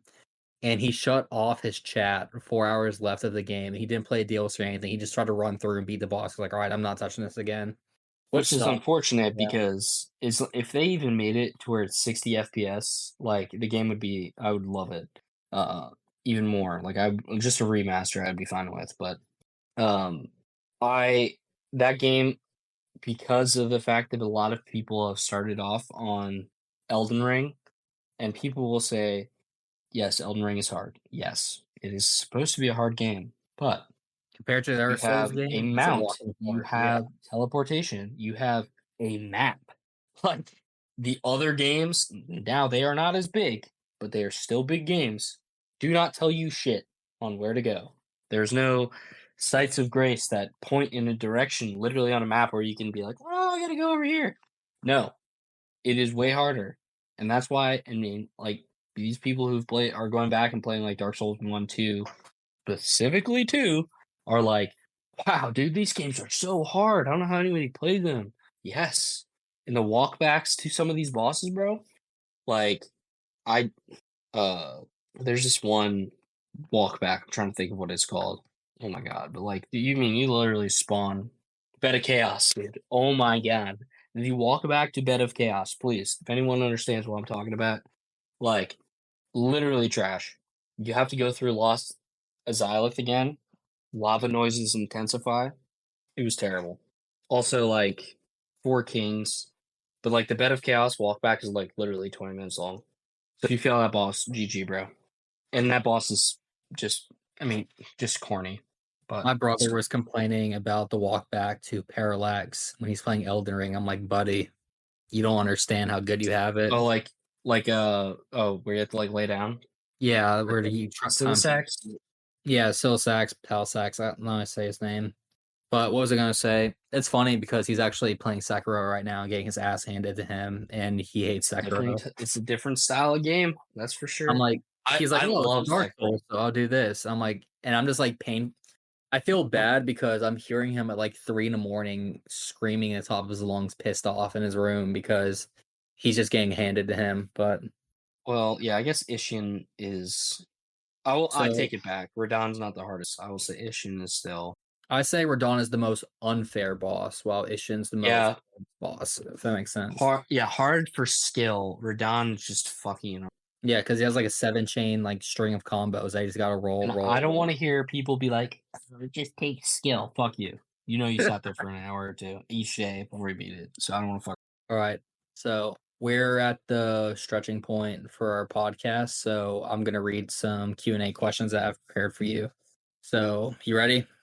Yep. Some brief questions. So first one I got in store is which character was the first superhero created by Marvel Comics? And when did Marvel Comics actually become a thing? Um, Because originally it Marvel wasn't it called Comics, Timely, something like that? 1930. Timely Comics or something. Yeah, Timely Comics. What I'm trying. Was that it had to be like the 30s, like almost the four. It was like late 30s. Late 30s, early 40s is So when, like yeah. the first. I mean, recently it was like Marvel 80 years. So yeah, then Human Torch. Was he actually the first? Like one of the yeah he has to be like the first, like one of the first. I know that he's like one of the first characters. When did Uh, Spider-Man, when was he created as a character? Was that the early 50s or? so with Amazing Fantasy 15, that was like a dying comic. It was like the last issue of the comic, and Stanley really wanted to create a new character, and so he pitched the idea to these people, and they were like, "Eh, I don't really like that character. No one's gonna really be interested in like this nerdy kid from, you know, New York who has like nobody likes spiders. No one's gonna. It's not gonna appeal to anybody." So because he found out that Amazing Fantasy 15, like, it was that issue was going to be the last issue of that series, he decided, fuck it, I'm gonna put my character that I wanted to and see how it does, and it became a bestseller. I mean, now you see what Spider-Man has come. So that was 1962, um, Nice. and then Um, yeah, I got another question for you. This is actually an interesting one related to Stanley. It sure. says, "Hey Donnie, really enjoyed your last episode. You are probably one of the most knowledgeable people on Spider-Man I've heard in a while. I'm curious when it comes to Stan Lee, who do you think would come close to him in creative genius and writing? So do you think is there anyone who's like on par with Stan Lee? I mean, any of his collaborators. Uh, so I mean, I think that's like the easy answer. Do you know any specific names of like comic book creators who are up there?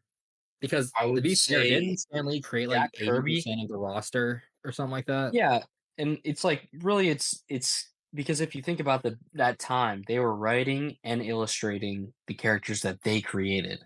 So really it's Jack Kirby and Steve Ditko.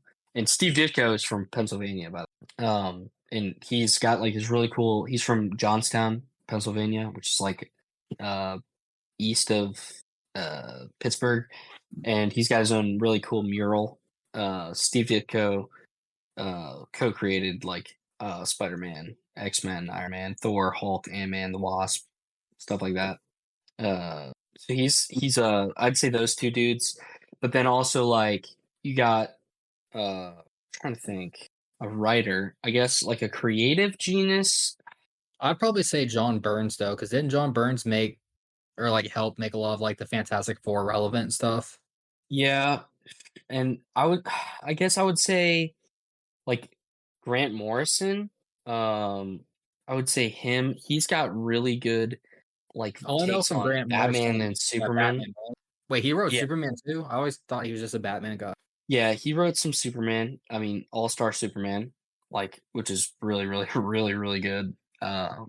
I think he's got some really good takes and he writes them really well. His Batman obviously is another person I would say Frank Miller. Yeah, that's another good one. All right, Uh, let me see what else. Frank Miller's kind of a G. Sin City, Daredevil. Like Yeah, I he's love edgy, Daredevil man. so much. Like his He's great. takes are amazing. So yeah, I'd probably say yeah those guys. So like yeah. What about Brian Bendis? Because didn't he do Ultimate Spider-Man? um That's like let's early see. 2000 Spider-Man, basically. He was the Yeah, one who like basic. I think Brian Bendis saved a lot of Marvel comics because for people who don't know, comic books in the 90s were like really falling off hard and dying, basically. Where like people yeah, like Brian Bendis like refleshed a lot of these characters and brought them back to life again.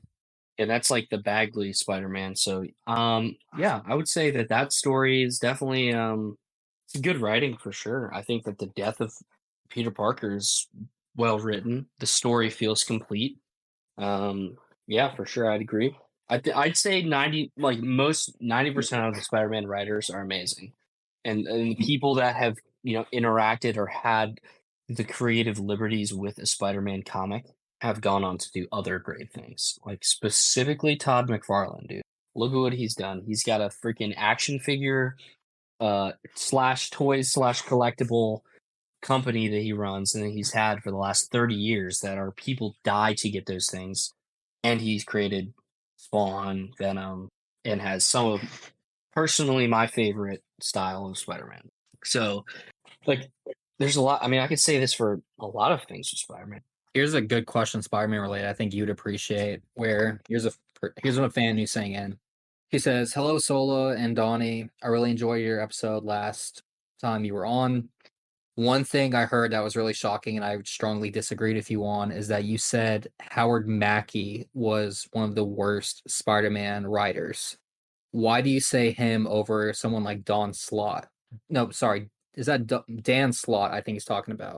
Because I think last episode I did ask you, what do you think is the worst writer, and I think you said Howard Mackey. Hmm. Do you think Howard Mackey is worse than like Dan Slott, or do you think Dan Slott's worse? I think Howard Mackey has a pacing problem. I think that some of his stories are kind of just rushed. Um, I think that's really it. I think like if we're picking out like what's bad about certain comics, I think you gotta kind of just appreciate what it is, right? I think that Who do the you think that era would be the of worst though? comic Like, stories, yeah, I would still say Howard Mackey. I wait, still think who's that Dan like Slott again though? Is he like more recent? I'm not familiar with that name. Cause I know Howard Mackey was like the '90s, wasn't he? yeah, like 90s time frame. I Let trying me to look up think. Dan Slott real quick. I'm trying to figure out where Yeah, he's. like he's got like the more recent like I mean he's got like the Amazing Spider-Man from like 20 he's been writing since like 2005. But he's done like She-Hulk. He's done a lot of Spider-Man. I would agree though, he is not the best. I Oh, just this makes more sense. He wrote One More Day Fallout, that yeah, Spider-Man story, and apparently that was like a really, really bad Spider-Man story. I like I can see like I said, I don't want to pick and choose like which writers are necessarily worse than the others. Like if I'm saying that Howard is his pacing is wrong, I'm not saying he's a bad writer. If I had to rank him as my favorite writer compared to my least favorite writer, right? Like I'm saying, baseline, my issue with his stories, pacing. Okay, sounds good. And let me see what else we got over here because there's one question I found pretty intriguing. Oh, here it is. Hey, Donnie, how you doing? Hope you're doing well. Oh, thank you, buddy. I want to know if you have any thoughts on Robert Kirkman, and do you think if they ever made a Marvel Zombies movie, he should be the one directing it? I wouldn't mind seeing Robert Kirkman. For the audience at home who don't know, Robert Kirkman is the guy who wrote The Walking Dead and Marvel Zombies. So you have him to thank for that. He's like a zombie guy. And So Invincible. yeah, oh yeah, my apologies, and Invincible. So I mean, Um, I could I see it. wouldn't mind seeing him like direct. Has he ever directed anything, or is he always just a writer? I don't know if I think he's a screenwriter and writers. I don't know if he's directed anything, but I could see, I know that they are doing a Marvel Zombies, and I know it's going to be a limited series. They announced that over at the D23 Expo. Now, do I think if he did it, would it be good? Yes, because I think he has really good stories. I think if you give him the time, like I'm saying, like like Batman with prep time. But like, if you give him time, it's gonna be a good story. I think it's gonna be like something that makes sense where you're not like, okay, these characters show up and they're zombies. Let's be have beef with them, whatever. No, that's I think he would create a story that's well crafted and sentimental because there's gonna be people that they're seeing that are undead. So it's gonna, and I think it would be violent. I think it'd have to be right because they're It's zombies. Robert Like, Kirkman. Yeah, he's gonna make it yeah. violent and brutal. So yeah. Oh my god, it'd be great. Like just picture like seeing like, Spider-Man being like, "Oh my god, it's Iron Man. Oh, Iron Man, he's a zombie. We can't kill him." And then like I don't know, like Daredevil or like the Punisher show up and just blast him, right? Like that's exactly what I would expect from Robert Kirkman, something like that. Uh, kind of like playing on like someone's like vulnerabilities, like emotions, and they're like, where there are no emotions, they're dead, like something like that. I don't know, but yeah, like I said, I think it'd be really well done. I think the story would be pretty cool. I think it'd be well done for. Nice. Here's another question. This one's MCU related. It says, "Hey Donnie, want to know in Black Panther 2018 what went wrong with Killmonger, and if there's any way you would have fixed it." I mean, Sure. I really actually don't Killmonger hate that the bad character. though? Yeah, I was about to say like the character was great. Like I don't I don't really agree remember with Michael complaining B. about it. Jordan. Yeah, Michael B. Jordan. I think I don't know. Black Panther is a weird case, that movie, because I feel like a lot of people held their tongue with like their critiques of it because of just the era that movie came out in. Yeah, I think that's really the only thing that I'm gonna say is that they kind of, I mean, and that's just really how they had to, because a lot of the things that people are kind of not understanding too, with like, they pay homage or respect to the characters. and then they have to fit it in with the current time. So I can understand. I'm like very liberal in this, where I'm like, oh yeah, I can understand why people are pissed that he's not like comic, like more like comics, or I can understand why he's more like the people, like if he's a black kid that grew up today, right?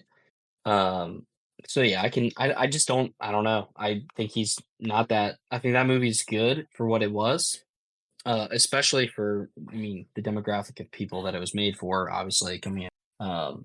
But I mean, to me, I really could care less. I think the character was fine.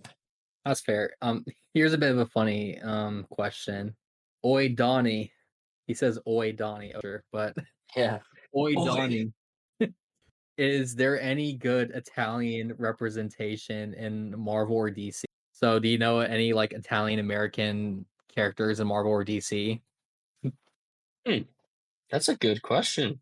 Because I don't I don't know. think Like, I mean, the only characters that I think of like Italian is like Batman, like the Falcones, or like stuff like that. Uh, I don't know. I'm trying to think. I have no idea. that's a good question. I didn't really think about that. That was funny. Yeah, I never really thought about that. I could just Like imagine like a Latin is stereo. like White Tiger, Wait, what right? about isn't Penguin Italian? What is he? Like, Penguin, he's just like an American because his like, or European probably, because old money, wealth, Cobblepots. Same with like the Waynes. I think the yeah. Waynes are Jewish. Assuming. No, the Waynes are Italian. I know that because that's actually the next question I was gonna ask you that was on here, but pretty sure the Waynes were Catholic too. They don't really talk about that as much though anymore as they used to. And that kind of pivots pretty well into our next question. It says, "Hey Donnie, not sure where you stand on religious things, but I'm curious. Do you feel like Bruce Wayne or Batman should be written more alongside his faith of him being Catholic, such as characters like Daredevil or Nightcrawler? What are your thoughts on mixing religion with comics?" That's a good question. Yeah. I'll start by saying it depends, because, like, what does it mean to the character? Obviously, Nightcrawler and Daredevil are extremely religious. Like, that's like you see that through how they're written. Same Batman, as I would Ezreal. say, yeah, is yeah, Azrael, yeah, for sure. Um, with Batman, I could see in the younger days of him transforming into Batman, he would have some ties to how he felt religiously.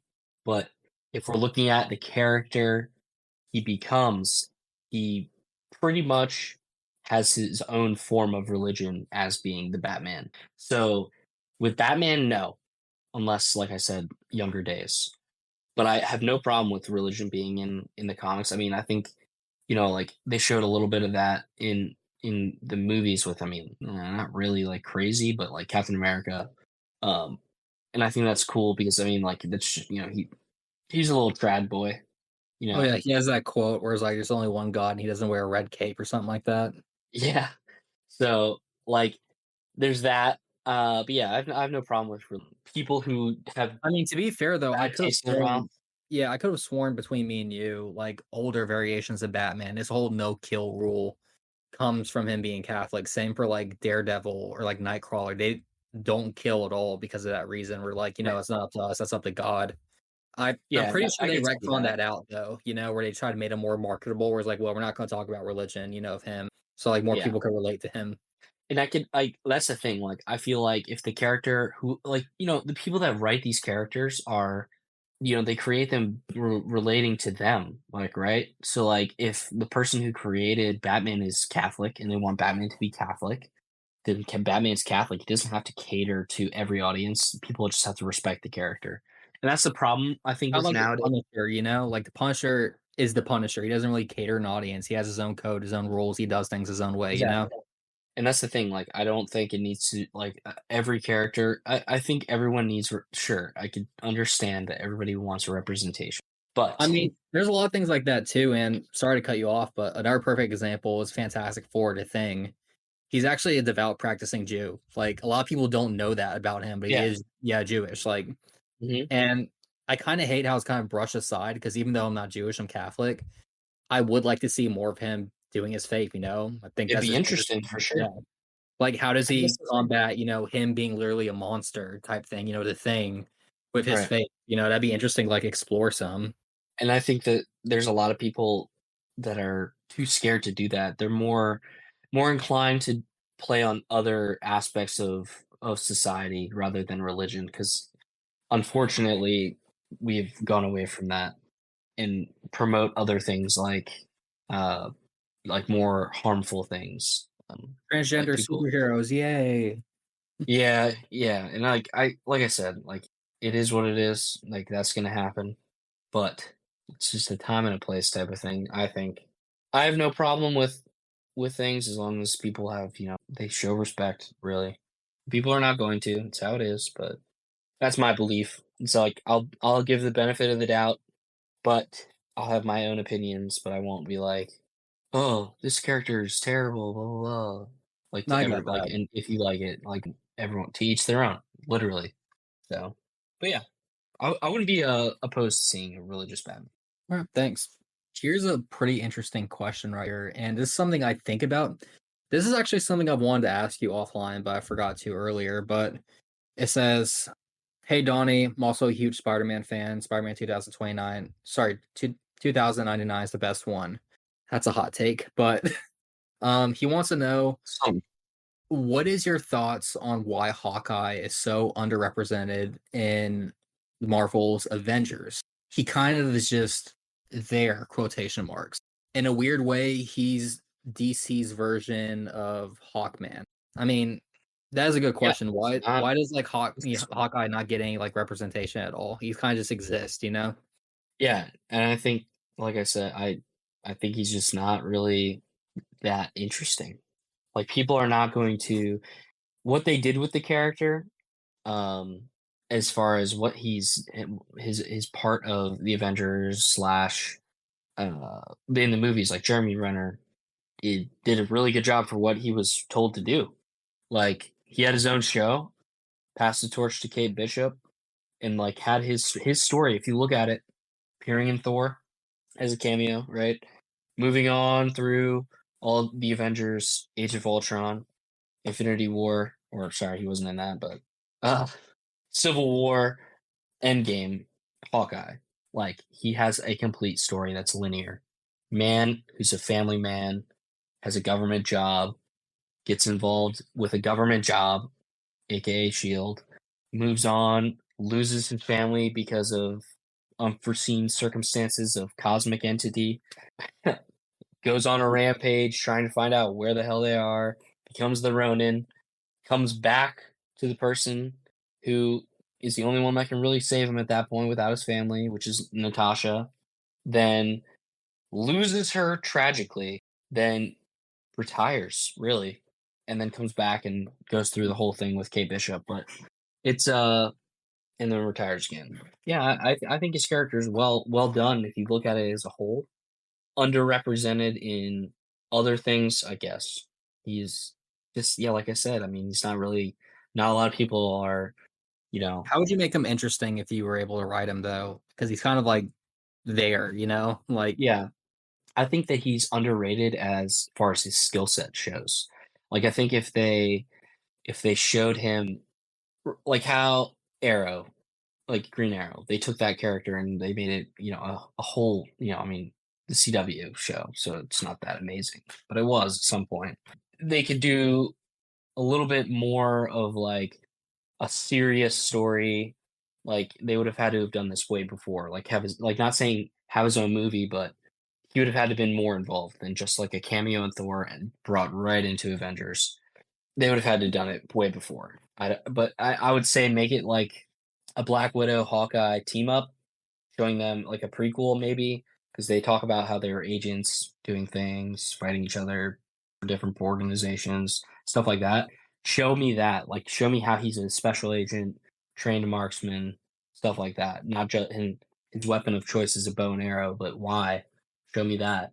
show him why Um, he's like, close to Black Widow, basically, things like yeah, that. and I think that there's a lot of reference points in the comics like they can go through. Hawkeye, gets arrested for killing Bruce Banner, And then you find out why is that Bruce Banner asked him to do it because he knows that Hawkeye is the only person that won't feel guilty because Bruce asked him to do it. Yeah. So like that's insanely important. And I think like that's what they dial him back because he's just a guy, but he's pretty cool character. Like he's just people are just not interested in him in the MCU, specifically what I'm talking about. Comic wise, I enjoy him as a character. All right, we got a couple more questions left, and then we'll be wrapping up the show. But here's an interesting one. In your personal opinion, do you think the Avengers could beat Doomsday? I think it would be close, but me personally, I think they could pull through. Do you think so? Or Yeah, I because think that Doomsday they isn't could. a pushover, because he like didn't he like basically destroy the entire Justice League and like Like when you talk about the Avengers, are you talking about like the original six? Like I'm talking like he didn't Hawkeye, say, so I'd Black assume Widow. like the original six, maybe the original six versus let's say base Doomsday, because later iterations of Doomsday are just insane. You can't Right, beat yeah. because like didn't Um Superman have to throw him to the end of time or some like bullshit like that just to stop him when he's at his late form? yeah, Doomsdays are very I mean, like, it's just kind of interesting to see Doomsday against like, as a person comparable to Superman in against people. I don't know. I think that they could maybe do it. I think people would get They'd hurt, have to like, have a lot in of team critical coordination. condition. Like, I don't know about it'd be close. But I mean, if you got Hulk in there, and if it's Hulk that's like, like I said, like limitless rage, limitless power, pretty much. Yeah, I think Hulk is like the closest thing to Superman we'd get. So Yeah. If it was something like Sentry versus not Abomination, Doomsday, I think Doomsday could beat Sentry.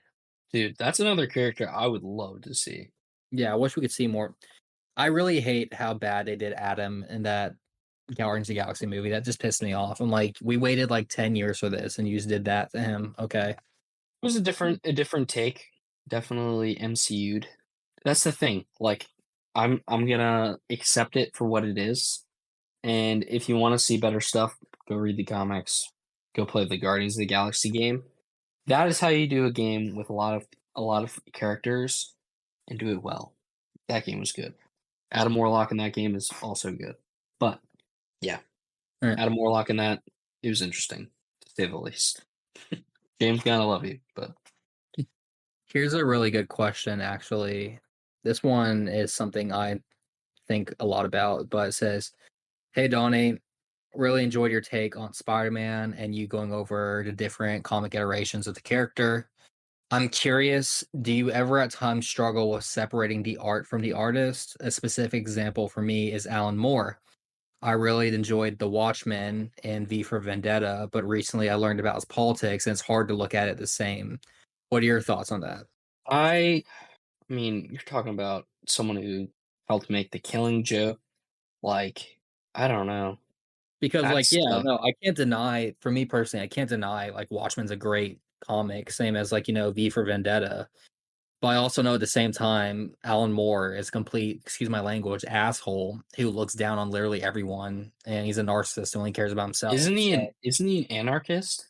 he's he's basically recently said he's like Antifa now, where he's an Yeah. anti-fascist, which is like such a LARP, and it's just so stupid. Like he calls anything right of Bernie Sanders fascism, which I'm like, dude, you're shitting on your audience, and he's like, I don't care, I know they'll buy it. It's like, I don't know. I Alan mean, Moore's tricky. I think yes, you can separate the art from the artist. It's something you gotta kind of close your mind off to, because I think that that's the problem with cancel culture is that you will stop liking something that you do like because of something you don't like, and I can see that in like interactions with him, right? So like if you're meeting this guy every day, like if he's like your friend, you can cut off ties with your friend, right? Because you disagree with that and you don't necessarily want to say for whatever instance that you just can't believe or or see yourself being a friend with this person, but the art that they wrote or produced is not them. It is it's an art project, right? So 100% you could separate it, appreciate it for what it is, and not attribute it to the artist, like, right? Because I mean, there's great pieces of art or literature that has been written by controversial people that, I mean, still, I mean, impressive as it is, So for me, I would still separate. Yeah, I would definitely separate the art from the artist and try to appreciate it for what it is. And my best advice for the audience before we go to the next question is that no one ever in history is going to stand the test of time for morality. So, like, even the Right. most virtuous person, basically, in let's say the 18th century, 17th, keep going back and back and back. Eventually, we're going to look at them wrong and be like, oh, they're such an immoral person for doing X, Y, or Z. But to be fair, I'm sure when we're all long and gone, 200, 300 years in the future, they're going to have that generation looking at us and be like, oh, these people were so horrible in the 20th, 21st century. How come they didn't do X, Y, or Z? So just keep that in mind. Like, you can't really hold everything to like a moral standard. So this is like a very strong outlier in that sense for character. But we got three more questions left, and then you're all good to go. So my next question is from someone you were just speaking to. He wanted to know, what is your opinion on the symbiote for Spider-Man 2099, Miguel O'Hara? Also, what are your thoughts on White Suit Miguel O'Hara? I will preface this by saying I just looked into this because he blessed me with it. I love it. I'm going to finish reading the what's come out of it since March. Um, but from what I've read so far and what I've seen, I think it's peak, man. Like that is awesome. I don't know why they didn't do it sooner. Um, and I think that the white suit, oh my god, that suit's kind of badass. Um, so Miguel O'Hara as a character, still kind of trying to love him a lot more. Cool idea. Love. We'll see. I got to read a little bit more. Um, right now, my goal is to collecting the omnibuses of the Amazing Spider-Man.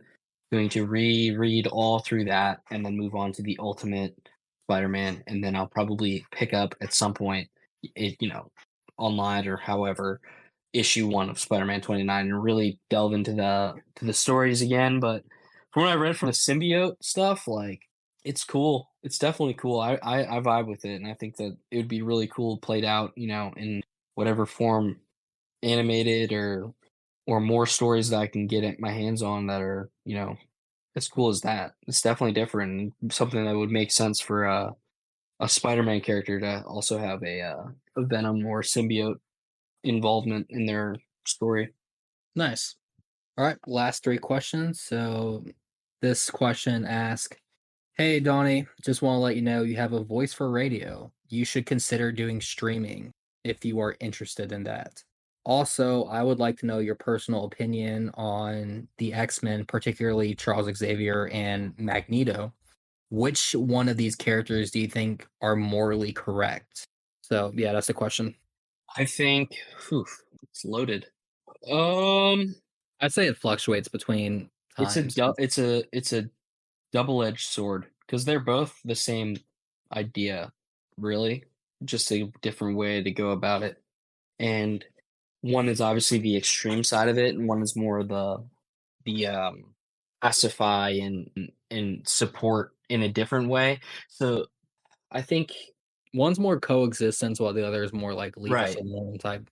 But because of who Magneto is, he has different grudges and agendas because of what happened to him with his You blame religion them? Yeah. slash grunt, yeah, internment camp. So like I can understand both.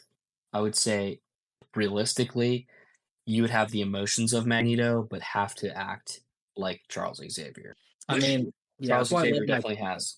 Charles Xavier is a good guy. I feel like he's too optimistic at time for like how evil people can be, basically. And it Yeah, sucks seeing time and time again Magneto trying and then only to be stabbed in the back by humanity.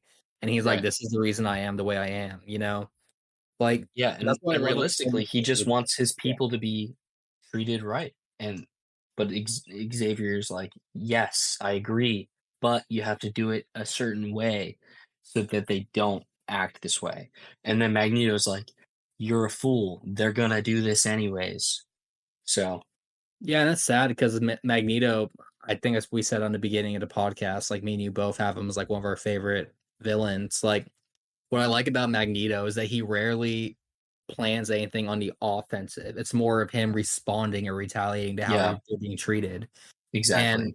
I believe there was a comic book issue, or it may be just X-Men 97 show where he's literally brought to court and he like argues and says like, "Hey, everything I've ever done has been in retaliation of what you guys have done tenfold against us." Basically, he's like, Yep. "I just don't want my people to die," which is like, if you think about it, a pretty low bar to have. Just like stop killing us. But Yeah, and I think the mutants in general, like that's also like a time and a place relating to society in the real life with the mutants and everything like that. I think that that story really spoke to a lot of people, and I think it still continues to the people that are out of the ordinary, not necessarily like everyone else. And mixing that with like the Jewish culture slash the Holocaust, like that's I mean, like that character is one villain that has motive for a good like for an actual if reason. there's It's not any just villain, I'm yeah, evil. if there's any villain who's justified in their beliefs, I'd say it's Magneto. Yeah, Like I agree. tenfold. Like I would not be honest with you. Like there's some villains I'm like that's just stereotypical evil mustache twirling villains, and then there's Magneto. Yeah. Like I'm Yeah. not blaming him for being like that. Yep. I But agree. all right, let's see. We got here. Let me find this question because I thought it was pretty interesting. Because we do have a handful. It's just I make sure I don't read you like if I were to read every question, we'd be here all night. But oh, here it is. Someone says, "Hey Donnie, I want to let you know my pitch for the perfect Hulk." He would have the perfect Hulk movie. My apologies. The perfect Hulk movie would have the soundtrack for the 2003 Hulk, the fight scenes of the 2008 or Incredible Hulk, and would have some of the designs of the Mark Ruffalo Hulk. What do you think about that? I mean, 2008, 2003 Hulk did actually have a good soundtrack. I'm not gonna lie. Yeah. I think that, this is the thing that you'll just see a common theme of from these older movies is that they're too scared to go too deep into the comics because they want, normal people to go see odd movies. So that's the one thing, like, yeah, I would love a good Hulk movie, like A-Bomb, man. Like, give us something interesting. Like, I I want really I want to touch more on the psychology yeah, of him. Like that's why I love. for sure. So me personally, I believe 2003 Hulk had the best story. And what I mean Right. by that is it really showed you, like I said earlier, he's a mentally disturbed man. And it shows you he wasn't just a guy who got hit by gamma beams and became the Hulk. A lot of his trauma and like deep repressed psychology had to play into that, you With know? his father, yeah, Yeah. for sure, No, like, oh my childhood. gosh. That ending scene was so great in that movie too. Like when he's fighting his father and Mhm. then his father's like making fun of him, being like, the more you struggle, the more angry you get, the powerful I become. And you see him like drowning him in a river, basically, or the lake. And then you Yep. see like in his eyes, he just mentally snaps and he says, "Take it," and he just screams, "Take it all!" And he just overloads his dad and kills him. That is insane to me. I'm like, whoa. But Yeah. Yeah, for sure. I think Bruce Banner is a complex character, and I think that like I said, you find people who really have passion for certain characters, and you put those at the head. Kevin Feige he has the right intentions, but you gotta be better at picking directors. You gotta be better at picking screenwriters, writers, and the cast that influences people. Like I know you want to pick Pedro Pascal to be Reed Richards because he's the face of entertainment right now. But you got to pick someone or Robert Downey Jr. to be Doctor Doom. Why? I want to know why. Like there has to be there's got to be people in there that have source material that truly love what they're writing or directing about or like I just want to say like if you want to put your own spin on something like Zack Snyder. He had his own spin on things, that's why it's but called the he's still Snyderverse, you know? Is yeah, and he still respected what I mean, it was, Zack Snyder, but I want people to have passion projects like Ryan Reynolds, Sean Levy, stuff like that. I mean, like Sean Levy made Night to Be Sam, dude. Like this guy made great movies for however long he's been. I mean, it's been like what 20 years he's been making movies, but like he had a passion project with someone who also wanted to be in the movie, someone who was not like, well, no, just cast to be in the MCU. It's like, no, Ryan Reynolds and Hugh Jackman are two of the people that like they will spit you ideas or something like that, right? And they'll get really involved into the making of the movie.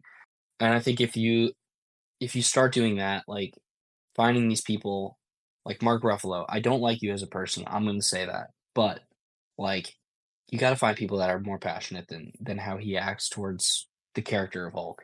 Because it's like to me, a lot of these people are just being these characters for a paycheck, which I get.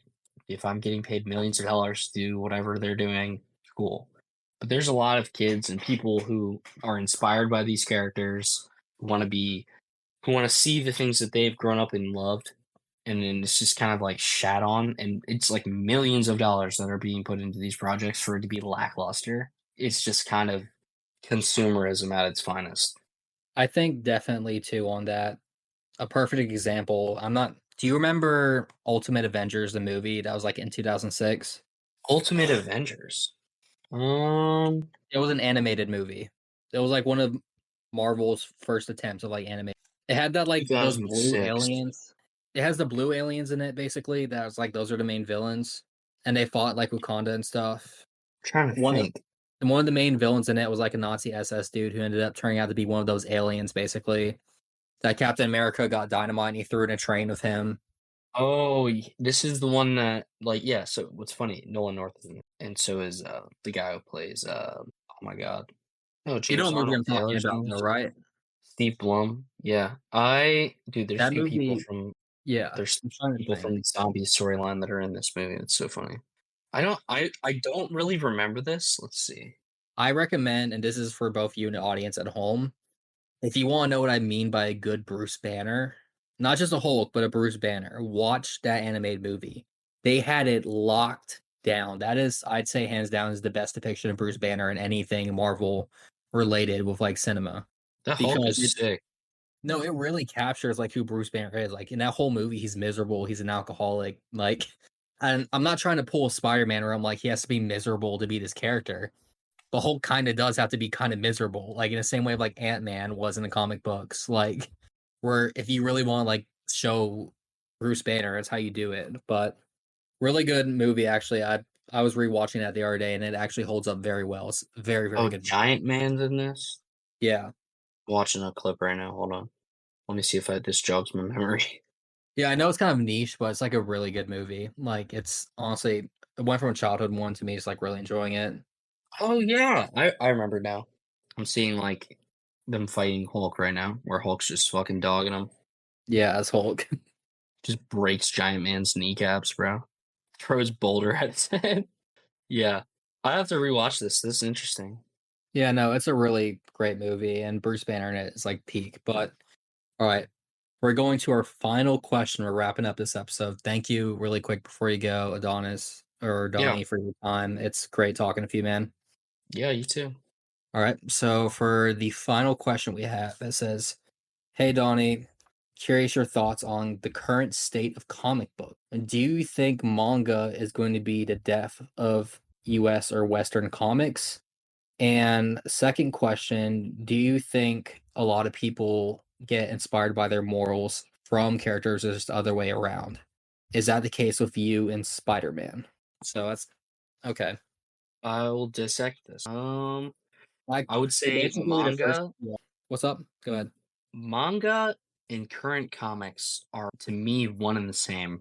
Right? It's still stories that you read that are following a character or a group of characters in a story, right? That's just how it is. It's just illustrated comic. And it's just different styles. I would say I mean manga is great. I think that I mean look at Jujutsu Kaisen, man. Like that's a newer manga and it is amazing. Um so no, Started I reading don't that think recently. It's really good too. yeah, Like it. I don't think that in My Hero Academia's ending one says I enjoy that. I'm not a weirdo. I'm not one of those weirdos. I love that shit. All Might gets me pumped.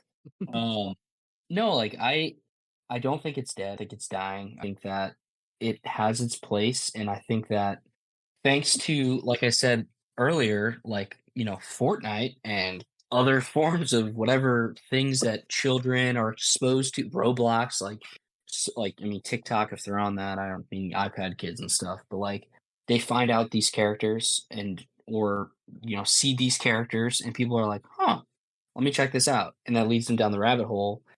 "Hey dad, can I go to the comic shop? I want to pick up a comic on, this guy."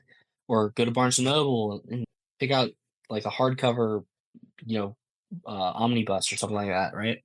Like I think it like currently it's probably the best time for kids to like get into comics or manga stuff like that because it's everywhere. Like you're seeing it everywhere. I mean, there's live action adaptations of stuff that's come out from, and we live in a time where nostalgia is what fuels the current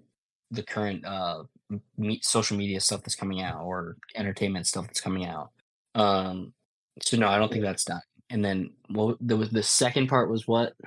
The second part, he wanted to know, do you believe people are starting to get morals from comics, or do you think it's the other way around, where people relate to characters because of their already established morals? Both. Both. That's a fair point. I would say for me, I enjoy a well-written character for who they like, what it is, right? And I will be like, I could see myself in this person. I think that's really the best way you could put for a lot of people. When you imagine their voices and what they're doing, you kind of like put yourself into that perspective with your imagination. At least I do. Of like, this is like, I'm thinking of like, this is how this would go, or Yeah, even Rorschach is literally even me. yeah, yeah. Oh, Or like no. when you were a kid playing with like an action figure. I'll say it like this to make this easier. Like when you're imagining your action figure is doing something that that character would do, it's what you would do as that character, based on what the character does as itself. So I would say, yeah, for Spider-Man, I think he's the easiest character to relate to that's a superhero for me. Because it makes sense, right? A hero born from tragedy, like Batman, right? That's why everyone likes Batman. The badass that's a normal dude doing badass. I mean, he's rich, so Not all like of us are everyone's like, oh, multi-billionaires, though, you know? yeah, like so he's rich, but he's so cool. So you can like him and be like, oh man, I like Batman. Maybe you'll go into criminology or something like that. I don't know, or martial arts. And for like Spider Man, he's a super nerd who likes nerdy things. Who's super smart and just so happens to get bit by a spider and tragically lose his uncle, who is his like a father to him, and then lose his every girlfriend that he's had, financial struggles, stuff like you'll experience, like you can like Spider-Man for who he is because he's cool, but then when you grow up and you read these deeper stories and you see like how he interacts with people, and a lot of these things are so cool to him, like it's like going to Disney World because it's like he didn't have that growing up, and it's like that stuff is relatable, and that's why people like him. Well, I'm kind of curious for you in particular because our last episode we did, please refresh my memory in this, but you said you've been reading Spider-Man ever since you were like really little, right? Or been Mhm. into him. Yeah. Would you say in that sense, since you've been exposed to him since like as long as you can remember, do you think a lot of your morals did get influence from or come from Spider-Man, like how he does things? Because I Um. feel like the reason I asked that question is because to me, I feel like I'm kind of in reverse for some characters. So an example is like I love Daredevil. I'm obsessed with Daredevil. I think he's awesome. I'm not going to delude myself and pretend I just coincidentally like them. I like him a lot because he matches most of my morals and stuff in my compass. That's why I relate to him a lot. Sure. But there's other characters like the Hulk that I'm very passionate about because I've been reading him like, since I was a little kid. So it's like more connected to like my earlier childhood is why I think he's so cool. Even though at times I don't fully agree with like what Hulk does, or, I don't think about, man, it'd be so cool if I could be a giant monster and break things. Yeah. That- Sure. That's all Yeah. very curious for It's you. situational. For sure. I think we all take bits and pieces from everything.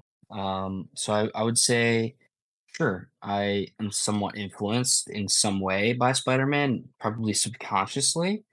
I would say like being a good person is kind of like my rule, I guess, but also like being like realistic with like, oh man, sometimes life really sucks. I mean, angst. Like Spider-Man captures that perfectly, man. Like I think that I relate to that, and I mean, if that's anything, it's just being like, damn, man, like life is piling on top of me. So like stuff like that, and I'm fine, by the way, for audience listening. I'm just fine. You know how it'd be if you know what I'm saying. Like it just be like that. It's okay. My But audience sees my Twitter feed and yeah, they get worried on that. Don't. yeah, but no, like I would say, yeah, if anything, it's just Spider-Man. He sacrifices himself to better his family or his loved ones. And I would say, I mean, I'm in the military. I have 3 kids and a wife, and I do everything I do so that my wife doesn't have to stress about working, or she can focus on the things that she's passionate about, and my kids can have a good life with a father that's present, right? I think that those things are both that's just me as a person rather than necessarily me, I guess, kind of influenced by Spider-Man, but a lot of other things. So it's in there somewhere. I'll be Yep, Spider-Man for definitely. Halloween though. So I'll be Peter B. Yeah. Parker for Spider-Man this Halloween. Apologies if you get a lot of the philosophy questions this episode. I've been knocking out a lot of philosophy episodes, so I've been getting a pretty big philosophy audience. And Yeah, sure. yeah, so I'm sorry that it was like a bit weird compared to our last Q&A, but um that should be all for this episode of Requiem Radio. Thank you guys all for tuning in. Before we go, Donnie, do you have any closing remarks or last words for the audience? Yeah, sure. Well, I appreciate all the kind words and really good questions. I like the ones that make me think because sometimes kind of forget that people have certain thoughts that you never really even thought of. So I appreciate all the questions. I hope my answers suffice, and if they didn't, I'll be back probably some point. I'd love to be back, and thank you for listening. Yep. This is Sola Requiem at Requiem Radio. You heard us all here. See you in the next episode. Hello, everyone. Thank you for listening to Requiem Radio. Black Monk Rosaries. Black Monk Rosaries are truly something that stand the test of time.